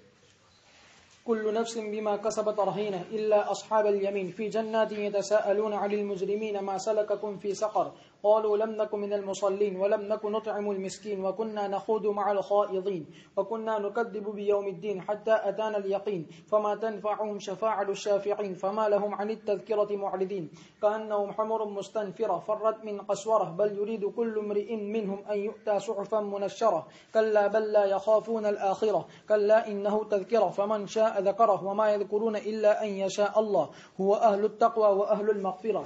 اور ہر شخص رکا ہوا ہوگا ان اعمال کی وجہ سے جو اس نے کمائے مگر دائیں والے. وہ جنات میں باغوں میں جنات میں ہوں گے. وہ ایک دوسرے سے پوچھ رہے ہوں گے مجرمین کے بارے میں کہ تم کو کس چیز نے جہنم میں ڈالا، تو وہ کہیں گے کہ ہم نمازیوں میں سے نہیں تھے. جنت میں ایک دوسرے سے سوال کریں گے مجرمین سے بھی کہ تم کو کس چیز نے جہنم میں ڈال دیا، تو وہ کہیں گے کہ ہم نمازیوں میں سے نہیں تھے اور نہ ہم مسکینوں کو کھانا کھلاتے تھے اور ہم باطل میں مشغول رہتے تھے، باطل میں مشغول رہنے والوں کے ساتھ اور ہم حساب کے دن کو جھٹلاتے تھے یہاں تک کہ ہمارے پاس موت آ گئی. بس ان کو نفع نہیں دے گی کسی سفارش کرنے والے کی سفارش. بس ان کے لیے پھر ان کو کیا ہو گیا ہے نصیحت سے کہ وہ اعراض کرنے والے ہیں، گویا کہ وہ بدکے ہوئے گدے ہیں جو بھاگ رہے ہیں شیر سے. بلکہ ان میں سے ہر شخص یہ چاہتا ہے کہ اس کو کھلا ہوا صحیفہ دے دیا جائے. ہرگز نہیں، بلکہ وہ آخرت سے نہیں ڈرتے ہیں. ہرگز نہیں، بلا صبح ایک نصیحت. پس جو شخص چاہے اس سے نصیحت حاصل کرے، اور وہ نصیحت حاصل نہیں کر سکتے مگر یہ کہ اللہ تبارک و تعالیٰ چاہے، اور وہی تقوی کے لائق اور مغفرت کے لائق ہے. اللہ تبارک و تعالیٰ وہی ڈرنے کے لائق اور معاف کرنے کے لائق ہے. اللہ تبارک و تعالیٰ فرماتے بتلاتے ہوئے کہ کل نفس بما کسبت رہینہ، یعنی اپنے عمل کے ساتھ جڑا ہوا ہوگا قیامت کے دن. الا اصحاب الیمین، اس لیے کہ وہ فی جنات یتساءلون عن المجرمین، یعنی وہ مجرمین سے پوچھیں گے اس حال میں کہ وہ بالا خانہ میں ہوں گے اور وہ لوگ نچلے طبقات میں ہوں گے، ان سے کہتے ہوئے ما سلککم فی سقر قالوا لم نکن من المصلین ولم نکن نطعم المسکین، یعنی ہم نے ہمارے رب کی عبادت نہیں کی اور اس کے مخلوق کے ساتھ اچھا سلوک نہیں کیا جو ہماری جنس سے تھے. وکنا نخوض مع الخائضین، یعنی ہم باتیں کرتے تھے اس کی جو ہم نہیں جانتے تھے. امام قتادہ نے فرمایا کہ جب بھی کوئی گمراہ ہونے والا گمراہ ہو جاتا تھا تو ہم بھی اس کے ساتھ گمراہ ہو جاتے تھے. وکنا نکذب بیوم الدین حتی اتانا الیقین، یعنی موت، جیسا کہ بارے تبارک و تعالیٰ کا فرمان واعبد ربک حتی یأتیک الیقین. اور رسول اللہ صلی اللہ علیہ وسلم نے فرمایا بہرحال وہ یعنی عثمان بن مظعون تو تحقیق کہ ان کے پاس ان کے رب کی طرف سے موت آ چکی ہے. اللہ تبارک و تعالیٰ نے فرمایا فما تنفعهم شفاعۃ الشافعین، یعنی جو شخص ان صفات کا متصف ہوگا تو اس کے لیے قیامت کے دن نفع نہیں دے گی اس کے سلسلے میں کسی سفارش کرنے والے کی سفارش، اس لیے کہ شفاعت بلا شبہ کامیاب ہوتی ہے جبکہ وہ قابل محل میں ہو. بہرحال جو شخص اللہ تعالیٰ سے ملے گا اس حال میں کہ وہ کافر ہو تو اس کے لیے جہنم میں یقینی طور پر اس میں ہمیشہ رہنے والا ہے. پھر اللہ تبارک و تعالیٰ نے فرمایا فما لهم عن التذکرۃ معرضین، یعنی ان کافروں کو کیا ہو گیا ہے جو آپ کے پاس ہے اس بات سے جس کی طرف اب ان کو بلا رہی ہے اور جس کے ذریعے سے آپ ان کو نصیحت کر رہی ہے کہ وہ اعراض کرنے والے ہیں. کأنہم حمر مستنفرہ فرت من قسورہ، گویا کہ ان کے حق سے بھاگنے میں اور ان کے اس سے اعراض کرنے میں اس طرح ہے جیسے کہ بھڑکے ہوئے گدھوں میں سے، جبکہ وہ بھاگ رہے اس شیر سے جو اس کا شکار کا ارادہ کرتا ہے. بارہ تعالیٰ کا فرمان بل یرید کل امرئ منہم ان یؤتی صحفا منشرہ، یعنی بلکہ ان میں سے ان مشرکین میں سے ہر ایک شخص یہ چاہتا ہے یہ کہ ان پر ایسی کتاب نازل کی جائے جیسا کہ اللہ تبارک و تعالیٰ نے نبی کریم صلی اللہ علیہ وسلم پر نازل فرمائی. امام مجاہد وغیرہ نے فرمایا کہ ایسا ہی ہے جیسے بارہ تعالیٰ کا فرمان وَإِذَا جَاءَتْهُمْ آيَةٌ قَالُوا لَن نُؤْمِنَ حَتَّى نُؤْتَىٰ مِثْلَ مَا أُوتِيَ رسول اللہ. اور ایک روایت میں امام قتادہ سے وہ چاہتے ہیں کہ ان کو برات مل جائے بغیر کسی عمل کے. بارہ تعالیٰ کا فرمان کَلَّا بَل لَّا يَخَافُونَ الْآخِرَةَ، بلکہ بلا شبہ ان کو بگاڑ دیا ہے ان کے اس پر ایمان نہ لانے کی وجہ سے اور ان کے اس کے واقع ہونے کے جھٹلانے کی وجہ سے. پھر اللہ تبارک و تعالیٰ نے فرمایا کلا انہ تذکرہ، یعنی یہ برحق ہے، بلا شبہ قرآن کریم نصیحت ہے. فمن شاء ذکرہ وما یذکر، کلّا حقاً کے معنی میں ہے، کلّا دو معنی میں آتا ہے، یہاں حقاً کے معنی میں یہ سمجھا ہے یعنی یقیناً بلا شبہ قرآن کریم نصیحت ہے. فمن شاء ذکرہ وما یذکرون الا ان یشاء اللہ، جیسے کہ بارہ تعالیٰ کا فرمان وما تشاءون الا ان یشاء اللہ. بارہ تعالیٰ کا فرمان هو اہل التقوی واہل المغفرہ، یعنی وہ اس بات کے لائق ہے کہ اس سے ڈرا جائے اور وہ اس بات کے لائق ہے کہ وہ گناہوں کو معاف کرے اس شخص سے جو اس سے توبہ کرے اور رجوع کرے. انس بن مالک رضی اللہ تعالیٰ عنہ سے روایت ہے کہ رسول اللہ صلی اللہ علیہ وسلم نے یہ آیت کریمہ هو اہل التقوی واہل المغفرہ پڑھی. پھر آپ نے فرمایا کہ تمہارا رب کہتا ہے کہ بلا شبہ میں اس بات کے لائق ہوں کہ مجھ سے ڈرا جائے پھر میرے ساتھ کسی معبود کو شریک نہ کیا جائے. پس جو شخص ڈرے اس بات سے کہ وہ میرے ساتھ کسی معبود کو شریک کرے تو وہ اس بات کے لائق ہے کہ میں اس کو معاف کر دوں. اللہ پاک فرماتے ہیں غریبی کی مثال دے کر کے، جب ایک آدمی غریب آدمی کسی مالدار کے پاس پیسے لینے جاتا تھا، آج بھی ایسا ہو رہا ہے، تو وہ پیسے نہیں دیتا ہے، تمہارا کھیت رکھ لو، تمہاری کوئی چیز رکھ لو سونے چاندی کی، اور اس کے بدلے میں ہم تمہیں پیسے دیتے ہیں، جسے بینک والے کرتے ہیں، کوئی نہ کوئی چیز سامنے لیتے ہیں. تو اس طریقے سے گروی والے کی چیز جب تک بیچارہ قرضہ ادا نہیں کرے گا اس کی چیز دوسرے کے پاس رہے گی. اللہ پاک فرماتے ہیں تمہارے نفوس بھی میرے قبضے میں ہے، جو کفر اور شرک کرنے والے ہیں کل نفس بما کسبت رہینہ، ہے تو سب کے لیکن اللہ اصحاب الیمین، جنت والے جو ہوں گے ان کا نفس بھی اللہ کے پاس گروی، لیکن چونکہ وہ اللہ کے پاس ایمان کے ساتھ گروی ہے یہ کوئی مسئلہ وہاں نہیں ہوگا اس کو. فی جنات یتساءلون، یہ جنت میں ہوں گے. اور پھر وہ مجرمین سے پوچھیں گے ما سلککم فی سقر، یہ اوپر ہوں گے وہ نیچے ہوں گے، آوازیں اللہ پاک کو پہنچانا ہے. ما سلککم فی سقر، تم جہنم میں کیسے گئے؟ وہ کہیں گے لم نکن من المصلین ای لم نکن من الموقنین. احناف کے نزدیک کفار نماز کے مکلف نہیں ہے، اس لیے یہ سوال نہیں ہوگا کہ نماز کیوں نہیں پڑھی، ان کو تو یہ سوال ہوگا کہ تم ایمان کیوں نہیں لائے. اور اس کے ضمن میں جو زکاتیں پڑھیں گے وہ نماز نہ پڑھنے کی بھی شامل ہو جائیں گے، روزے کے، زکات، حج کے، سب کے. جبکہ دیگر ائمہ شوافی وغیرہ حضرات اسی آیت سے استدلال کر کے کہتے ہیں کہ کفار فروع کے بھی مکلف ہے. یعنی یہ مطلب نہیں کہ امام شافعی فرماتے ہیں کہ کفار کو یہاں نماز پڑھنی پڑے گی چاہے ایمان نہ لائے. ان کو جو گھیرے پڑیں گے اس میں نماز کے بھی ہوں گے اور ایمان کے بھی. وہ یہ کہنا چاہتے ہیں، ہم کہہ رہے ہیں کہ نماز ہی کا سوال نہیں ہوگا، ایمان ہی کا ہوگا. گھیرے تو اتنے پڑیں گے جتنے تم کہہ رہے ہو، لیکن فرق یہ ہوگا. یہ حضرات اس آیت سے استدلال کرتے ہیں. ہم اس آیت کی تفسیر میں کہتے ہیں کہ خود ابن عباس نے اس آیت کی تفسیر لم نکن من الموقنین سے کی ہے، یقین کرنے والے نہیں تھے. وَلَمْ نَكُنْ نُطْعِمُ الْمِسْكِينَ، دو چیزیں ذکر فرمائی، ایک اللہ کا حق اور ایک نُطْعِمُ الْمِسْكِينَ، غریب اور مسکین کا حق، بندوں کا. یہ بھی اللہ پاک کے یہاں اتنا قیمتی ہے کہ اللہ نے اپنے حق کے ساتھ غریب محتاج بندوں کے حقوق کو بھی ذکر فرمایا. وَكُنَّا نَخُوضُ مَعَ الْخَائِضِينَ، ہم ایمان نہیں لاتے تھے. ایمان، قرآن اور دین کے سلسلے میں جو باتیں مشرکین کے سردار کہتے تھے ہم بھی ان کی مجلسوں میں بیٹھتے تھے اور ہم بھی قرآن اور حدیث کے متعلق بکواس کرتے تھے اور قیامت کا انکار کرتے تھے. حتیٰ اتانا الیقین، موت آ گئی ہمارے پاس. یقین یہ موت سے تعبیر ہے. قرآن کریم کی اس آیت میں بھی وَاعْبُدْ رَبَّكَ حَتَّىٰ يَأْتِيَكَ الْيَقِينُ، اس میں بھی یہی مراد ہے.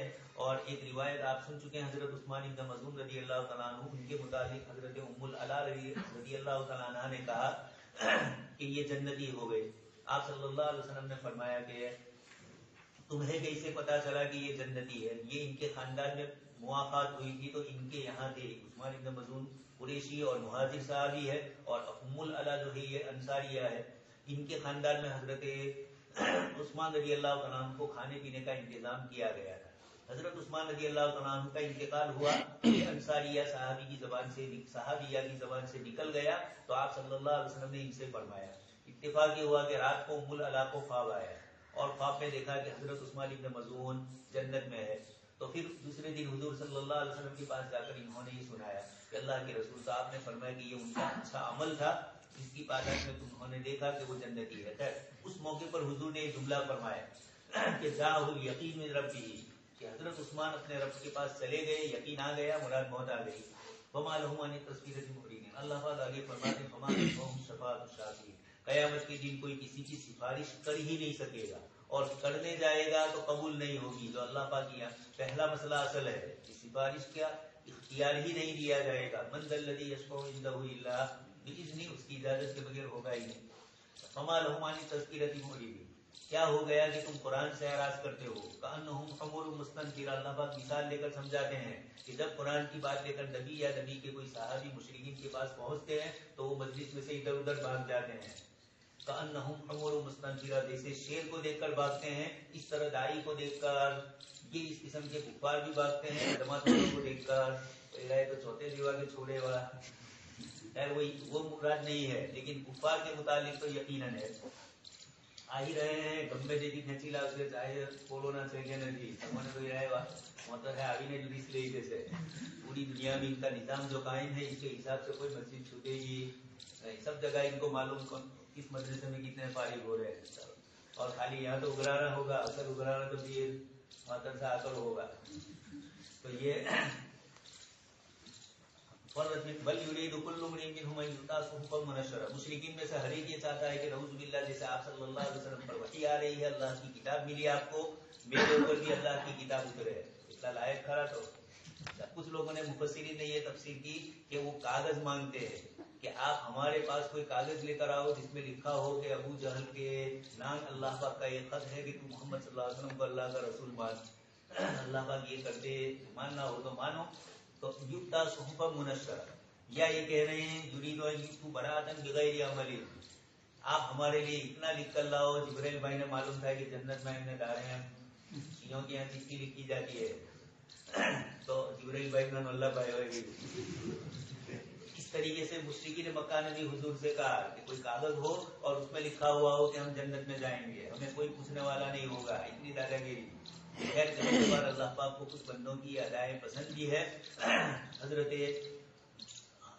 حمزہ رضی اللہ تعالیٰ عنہ کو شہید کرنے کے بعد بھی کلیجہ وغیرہ نکالنے کے بعد بھی وحشی ایمان لانا چاہتے تھے، لیکن یہ گارنٹی چاہتے تھے کہ جنت ملے، جہنم سے نجات ہو جائے. تو اللہ پاک نے الگ الگ آیتیں الا من تاب وآمن وعمل عملا صالحا اور پھر اس کے بعد قل یا عبادی الذین اسرفوا کے ذریعے فرما دیا کہ سب معاف کر دیں گے. لیکن یہ ابو جہل جیسوں کو نہیں، وہ تو ایمان کی سچی طلب لے کر آئے تھے تو ان کو یہ فرمایا. اور جن کو ایمان کی طلب نہیں تھی محض بدماشی کرنی تھی، خط ہوتا تو بھی نہیں مانتے. یہودیوں نے آپ صلی اللہ علیہ وسلم کے پاس مانگا کہ موسیٰ علیہ السلام کے جیسے معجزے لے کر آؤ تو اللہ پاک نے فرمایا یسألک اہل الکتاب ان تنزل علیہم کتابا من السماء. اللہ پاک آگے کیا فرما رہے ہیں فقد سألوا موسیٰ اکبر من ذلک، موسیٰ سے یہ کہا کہ خدا دکھلاؤ، اتنی بڑی بات مانی تھی. تو یہ نہ ماننا ہو تو اس طرح کی باتیں ہوتی ہے.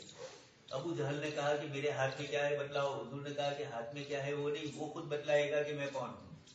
اندر سے کنکری میں سے آواز آئی لا الہ الا اللہ کی، دانی پر بھی جادو کہہ دو. یہ اس طریقے کا اللہ پاک نے فرمایا اس قسم کے لوگوں کے ساتھ یہی معاملہ ہوتا ہے. کلا بل یخافون الآخرہ، مرنے کے گھیرے کے گھران ہے، اس کو آخرت کا ڈر نہیں ہے. قرآن کریم انہ تذکرہ، یہ قرآن سراپا یاد دہانی ہے، نصیحت ہے، جو چاہے گا اس کو نصیحت سمجھ میں آئے گی. اور وما یذکرون الا ان یشاء اللہ، اللہ کی چاہت سے ہی سب کچھ ہوتا ہے. جو کچھ ایمان ملا اس پر تکبر کرنا نہیں ہے. اعمال صالحہ کی توفیق ہوئی تو اس پر اترانا نہیں ہے. اللہ پاک نے توفیق دی تو نماز پڑھنے والا ہوا، ورنہ اللہ پاک چھوڑ دے تو کوئی کسی طرح بھی دین اور شریعت پر چلنے والا نہیں ہے. ہوا اہل التقوی، اس لیے اللہ ہی سے ڈرا جائے. سورۃ القیامہ مکی ہے، اس کے آیت 40 ہے. بسم اللہ الرحمن الرحیم. لا اقسم بیوم القیامة ولا اقسم بالنفس اللوامة ایحسب الانسان ان لن نجمع عظامه بلى قادرين على ان نسوي بنانه بل يريد الانسان ليفجر امامه يسأل ايان يوم القيامة فاذا برق البصر وخسف القمر وجمع الشمس والقمر يقول الانسان يومئذ اين المفر كلا لا وزر الى ربك يومئذ المستقر ينبأ الانسان يومئذ بما قدم واخر بل الانسان على نفسه بصیرۃ ولو القى معاذیرہ، میں قسم کھاتا ہوں قیامت کے دن کی اور قسم کھاتا ہوں ملامت کرنے والے نفس کی، کیا انسان نے یہ گمان کر رکھا ہے کہ ہم ہرگز اس کے ہدیوں کو جمع نہیں کریں گے، بلکہ ہم قدرت رکھنے والے اس بات پر کہ ہم اس کے پوروں کو بھی درست کر دی، بلکہ انسان چاہتا ہے کہ وہ آگے بھی بدکاری کرے، اور وہ پوچھتا ہے کہ قیامت کا دن کب ہوگا، پھر جب آنکھیں پتھرا جائے گی اور سورج بے نور ہو جائے گا اور چاند بے نور ہو جائے گا اور سورج اور چاند کو جمع کر لیا جائے گا تو انسان کہے گا اس دن کہاں بھاگوں، ہرگز نہیں، کوئی جائے پناہ نہیں ہے، تیرے رب کے پاس ہی اس دن ٹھہرنا ہوگا، اور انسان کو بتلایا جائے گا اس دن اس اعمال کے بارے میں جو اس نے آگے بھیجے اور پیچھے چھوڑے، بلکہ انسان بذات خود اپنے آپ پر حجت ہے، اگرچہ وہ ادھر خواہی پیش دیکھنے والا ہے، اگرچہ وہ اپنے عذر کو پیش کرے۔ تحقیق کے ماقبلے میں گزر چکا کہ مقسم علیہ جب منفی ہو تو لا کا لانا جائز ہے قسم سے پہلے نفی تاکید کے لیے، اور مقسم علیہ یہاں وہ معاد کو ثابت کرنا ہے اور رد کرنا ہے ان جاہلوں پر جنہوں نے گمان کیا جسموں کے نہ اٹھنے کے بارے میں۔ اس لیے اللہ تبارک و تعالیٰ نے فرمایا لا اقسم بیوم القیامۃ ولا اقسم بالنفس اللوامہ۔ حضرت حسن نے فرمایا کہ میں قسم کھائی گئی ہے قیامت کے دن کی اور نفس اللوامہ کی نہیں کھائی گئی ہے، اور امام قتادہ نے فرمایا کہ بلکہ دونوں کی قسم کھائی گئی ہے، اور صحیح بات یہ ہے کہ دونوں کی ایک ساتھ قسم کھائی گئی ہے، اور یہی مروی ابن عباس، امام سعید بن جبیر رضی اللہ تعالی عنہما سے اور ابن جریر نے اس کو پسند فرمایا۔ جہاں تک قیامت کے دن کا تعلق ہے تو وہ مشہور ہے، بل نفس اللوامہ تو حسن بصری رحمۃ اللہ علیہ نے فرمایا کہ بلا شبہ مومن، اللہ کی قسم ہم اس کو نہیں دیکھتے ہیں مگر وہ اپنے آپ کو ملامت کرتا ہے کہ میں نے کیا ارادہ کیا تھا میری بات سے، اور میں نے کیا ارادہ کیا تھا میرے کھانے سے، اور میں نے کیا ارادہ کیا تھا میرے نفس کی بات سے۔ بلا شبہ فاجر تو وہ آگے بڑھتا ہی چلا جاتا ہے اور اپنے آپ پر ملامت نہیں کرتا ہے۔ اور حضرت سیماک سے مروی ہے کہ حضرت اکرمہ سے پوچھا گیا بارے تعالیٰ کے فرمان ولا اقسم بالنفس اللوامہ کے بارے میں، فرمایا کہ انسان ملامت کرتا ہے خیر پر اور شر پر، اگر میں ایسا کرتا۔ سعید بن جبیر سے روایت ہے کہ خیر اور شر پر ملامت کرتا ہے۔ امام مجاہد نے فرمایا کہ نادم ہوتا ہے اس پر جو اس نے کھو دی اور اس پر ملامت کرتا ہے۔ ابن عباس رضی اللہ تعالیٰ عنہ نے فرمایا کہ لوامہ یعنی المذمومہ، امام قتادہ نے فرمایا لوامہ الفاجرہ۔ ابن جریر رحمۃ اللہ علیہ نے فرمایا کہ یہ تمام کے تمام اقوال قریب المعنی ہے، اور زیادہ مشابہ قرآن کا ظاہر یہ ہے کہ بلا شبہ اس کا مالک، قرآن کے ظاہر سے زیادہ مشابہ یہ ہے کہ بلا شبہ یہ وہ آدمی ہے جو ملامت کرتا ہے خیر کے نہ کرنے پر اور شر کے ہونے پر، اور ملامت کرتا ہے اس پر جو اس نے کھو دی، بارے تعالیٰ کا فرمان، اور شرمندہ ہوتا ہے اس پر جو اس نے کھو دی، بارے تعالیٰ کا فرمان ایحسب الانسان ان لن نجمع عظامہ، یعنی قیامت کے دن کیا وہ گمان کرتا ہے کہ بلا شبہ ہم قادر نہیں ہے اس کے ہڈیوں کو دوبارہ لانے پر، اس کو جمع کرنے پر اس کی متفرق جگہوں سے، بلا قادرین علی ان نسوی بنانا۔ ابن عباس رضی اللہ تعالیٰ عنہما نے فرمایا یہ کہ ہم اس کے قدم کو یا اس کے کھر کو جمع کر دیں گے، اور آیت کا ظاہر یہ ہے کہ بارے تبارک و تعالیٰ کا فرمان قادرین حال ہے بارے تعالیٰ کے فرمان نجمعو سے، یعنی کیا انسان یہ گمان کرتا ہے کہ ہم اس کی ہڈیوں کو جمع نہیں کر پائیں گے، بلکہ عن قریب ہم اس کو جمع کریں گے، اس حال میں کہ ہم قادر اس بات پر کہ ہم اس کے پوروں کو بھی درست کر دیں، یعنی ہماری قدرت اس کو جمع کرنے کی صلاحیت رکھنے والی ہے، اور اگر ہم چاہیں تو البتہ ہم اس کو دوبارہ پیدا کریں اس سے زیادہ اچھی حالت والا، اسی چیز کی طرف لوٹا ہے جس میں تھا، پھر ہم اس کے پوروں کو درست کر دی اور وہ اس کی انگلیوں کے درست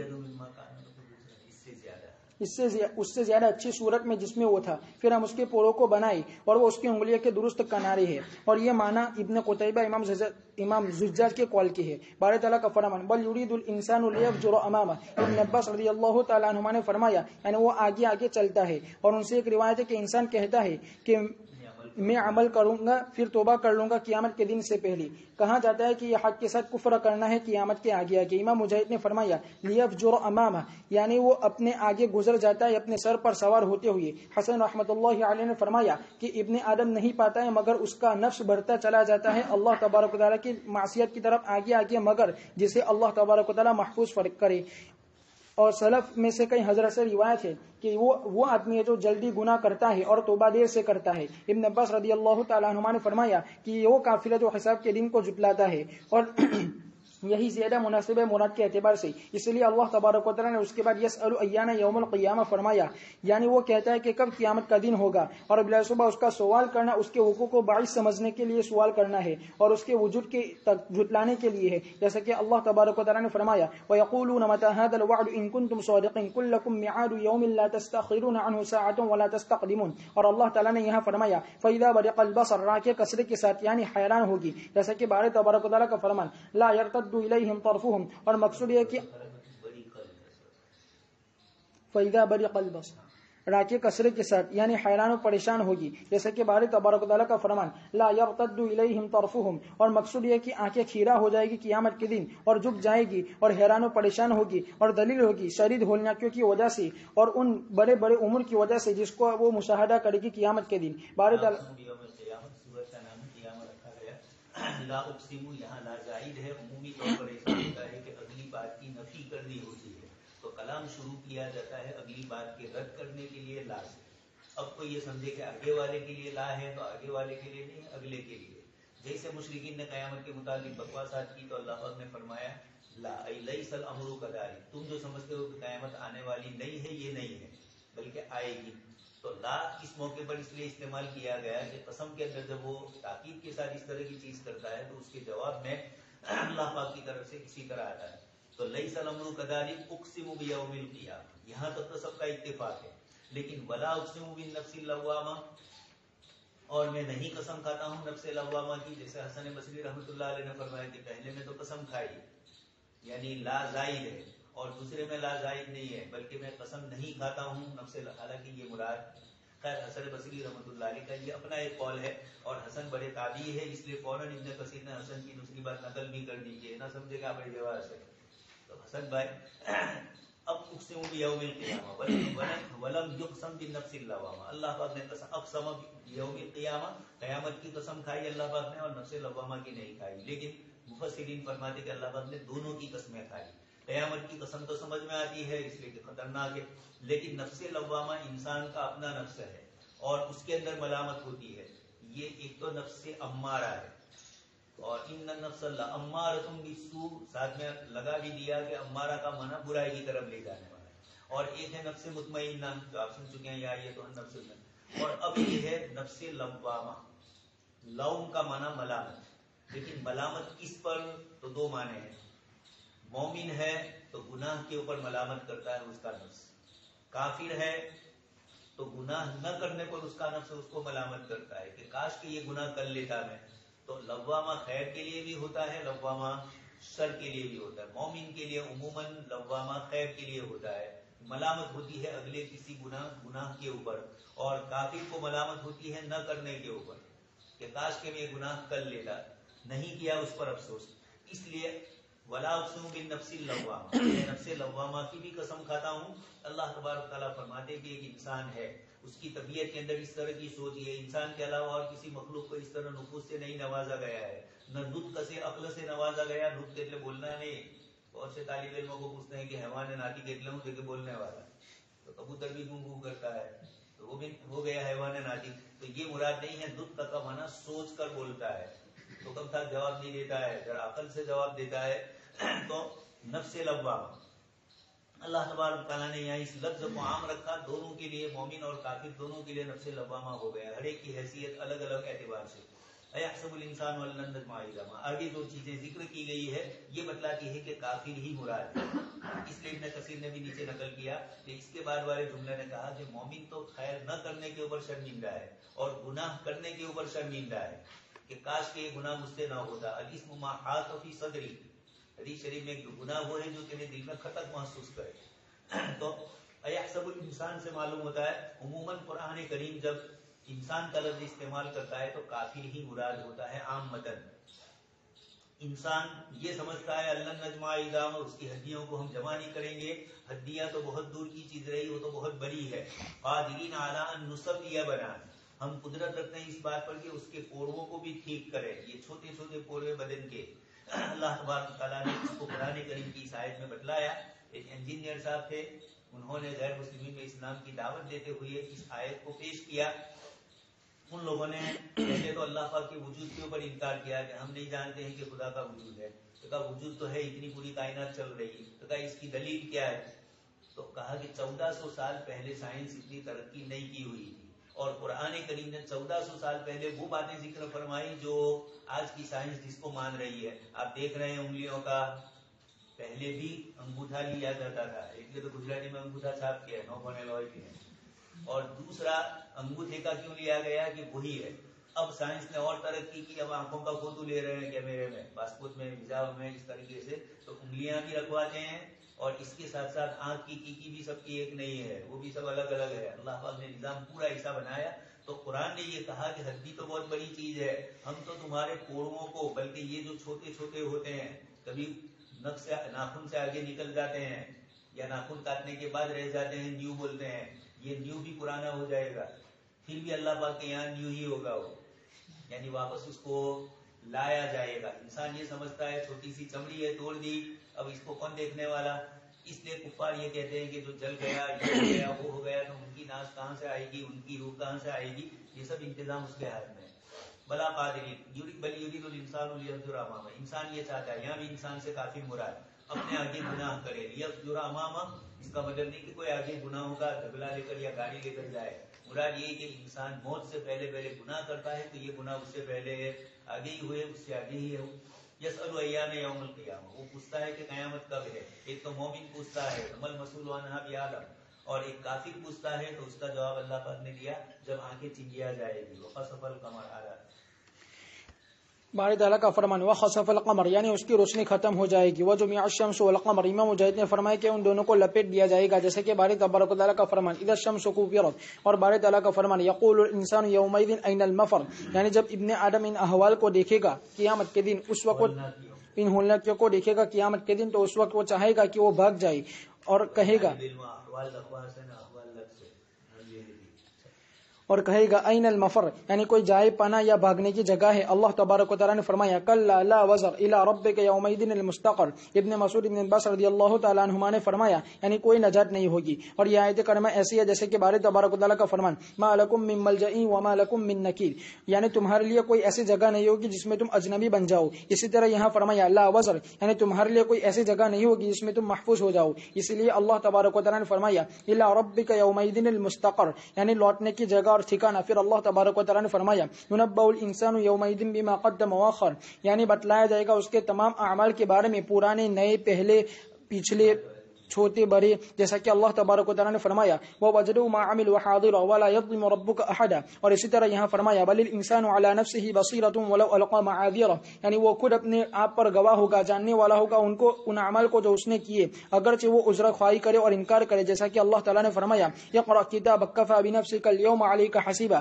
ابن عباس رضی اللہ تعالیٰ عنہما نے فرمایا بل الانسان على نفسه بصيرة, یعنی کہیں گے اس کے کان, اس کی آنکھ, اس کے ہاتھ, اس کے پیر اور اس کے اعضاء. اور امام قتادہ نے فرمایا کہ وہ خود گواہی دینے والا ہوگا اپنے آپ پر. اور ایک روایت میں ہے فرمایا کہ جب تم چاہو اللہ کی قسم کہ تم انسان کو دیکھو گی تو وہ لوگوں کے عیوب کو اور اس کے گناہوں کو دیکھنے والا ہے اور اپنے گناہوں سے غافل ہے. اسی طرح کہا جاتا ہے کہ بلا صبح انجیل میں یہ لکھا ہوا ہے کہ اے ابن آدم, تو اپنے بھائی کی آنکھ میں تنکے کو تو دیکھتا ہے, اور تو اپنے آنکھ میں شہتیر کو چھوڑ دیتا ہے تو اس کو نہیں دیکھ پاتا ہے. امام مجاہد نے فرمایا ولو القى معاذیرا, اور اگر وہ اسے جھگڑے گا تو وہ اس پر دکھنے والا ہوگا. اور امام قتادہ نے فرمایا ولو القى معاذیرا, اور اگر وہ عذر خواہی کرے گا اس دن باطل کے ذریعے سے تو اس کو قبول نہیں کیا جائے گا اس سے. امام سدی نے فرمایا ولو القى معاذیرا, یعنی اس کی حجت. اس کو ابن جریر نے پسند فرمایا. امام ضحاک نے فرمایا اور اگر وہ پردہ پوشی کرنا چاہے گا, یعنی یمن والے اسی طرح کو معدار سے تعبیر کرتے ہیں. اور صحیح بات امام مجاہد اور ان کے ساتھیوں کی ہے, جیسے کہ باری تبارک و تعالیٰ کا فرمان ثم لم تكن فتنتهم الا ان قالوا والله ربنا ما كنا مشركين, اور جیسے باری تعالیٰ کا فرمان یوم یبعثهم الله جميعا فيحلفون له كما يحلفون لكم ويحسبون انهم على شيء الا انهم هم الكاذبون. اور ابن عباس رضی اللہ تعالیٰ عنہما نے فرمایا کہ ولو القى معاذیرا سے عذر بیان کرنا ہی مراد ہے. کیا تم نہیں سنتے ہو کہ اللہ تبارک و تعالیٰ نے فرمایا یوم لا ينفع الظالمین معذرتهم, سب کو جمع کر کے قرآن کریم کی بہت ساری صورتیں آ ہی رہی ہے, سب کی سب وہی ہے. یقول الانسان, اس لیے انسان کہے گا کہ کہاں بھاگ کے جائیں, کہیں چھوٹنے کی جگہ نہیں ہوگی, جہاں بھی چھپ لے سب لے گزرا. یہاں دیکھتا ہے دنیا میں وہاں بھی چاہے گا تو وہاں تو قرآن کریم نے صاف فرما دیا کہ بالکل چکیر میدان ہوگا، کوئی کونا کھانچڑا ہی نہیں ہوگا کہ اس کے اندر چھپنے کی جگہ ہو، لا وزر، کوئی جائے پناہ نہیں ہے، الی ربک یومئذ المستقر، اللہ ہی کی طرف جانا ہے، ينبأ الانسان یومئذ بما قدم وأخر، اس دن انسان اپنے اگلے پچھلے سارے گناہ اس کو بتلا دیے جائیں گے، ووجدوا ما عملوا حاضرا، دوسری آیت میں بھی بتلایا انسان کہے گا ما لهذا الکتاب، اس نامہ اعمال کو کیا ہو گیا کہ کوئی چھوٹی بڑی چیز کو چھوڑتا نہیں ہے، بل انسان خود ہی جانتا ہے ولو القى معاذیرا، آج بھی دنیا میں ایسا ہوتا ہے، بہت سے لوگ جانتے ہیں کہ ہم گنہگار ہیں، پہلے وہ ڈھونگلو کروانوں کے لیے ممی والا معافی مانگے، حالانکہ خود، اور پھر جب بہت کچھ ہو جائے دیکھا کہ کہیں نہیں کہ چلو بھائی ہماری بھول ہو گئی، تو ولو القى معاذیرا، اپنا عذر رکھیں گے، اپنے عذر کو سمجھتے بھی ہیں یعنی اپنے گناہ کو، لیکن اس کے باوجود ڈٹائی سے یہ کہیں گے تو اللہ تبارک تعالیٰ فرماتے ہیں آنکھ کان وغیرہ سب اس کی گواہی دیں گے، بھائی ران اس کی گواہی دے گی، اس لیے حضرت جائیں گے کہاں پر؟ انجیل میں لکھا ہوا ہے کہ انسان کو اپنا گناہ تو نظر نہیں آتا ہے، دوسرے کا گناہ نظر آتا ہے، اسی کو فرمایا ظفر بہادر شاہ ظفر نے، آخری جو مسلم بادشاہ ہندوستان کا، اس نے یہی جملہ کہا کہ دیکھتے رہے اوروں کے عیب و ہنر، جب نظر نہ تھی اپنے عیب پر رہے دیکھتے اوروں کے عیب و ہنر، پڑی اپنی برائی پر جو نظر، تو نظر میں کوئی برا نہ رہا، جب آدمی اپنے گناہ کو دیکھتا ہے تو پھر اس کے بعد دوسرے کوئی برے اس کے سامنے نہیں ہوتے، لیکن شیطان یہی کرتا ہے کہ ایک آدمی ایک گناہ کرتا ہے، دوسرا دوسرا کرتا ہے، یہ ایک کرنے والا اپنے گناہ کو معمولی سمجھتا ہے اور دوسرے کے گناہ کو، یہی تو جھگڑے ہیں سارے رات دن۔ ایک صاحب ہم لوگ پریت میں حافظ ہو رہے تھے کہ ایک صاحب دوسرے کو گالی دے رہے تھے اور یہ کہہ رہے تھے کہ گالی مت بول،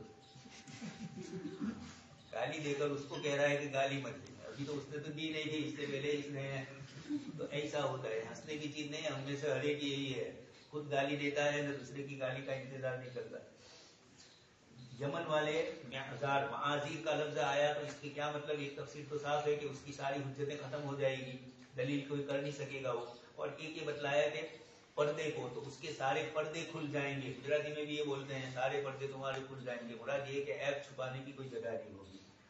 آگے قیامت کے دن کہیں گے بھی واللہ ربنا ما کنا مشرکین، ہم نے کبھی شرک نہیں کیا، تو اللہ پاک الیوم نختم علی افواہہم، مہرے پر تالا ہوگا اور ہاتھ ناچے بولیں گے، پھر یوم یبعث اللہ، اسی کی طرف اشارہ کرنا ہے۔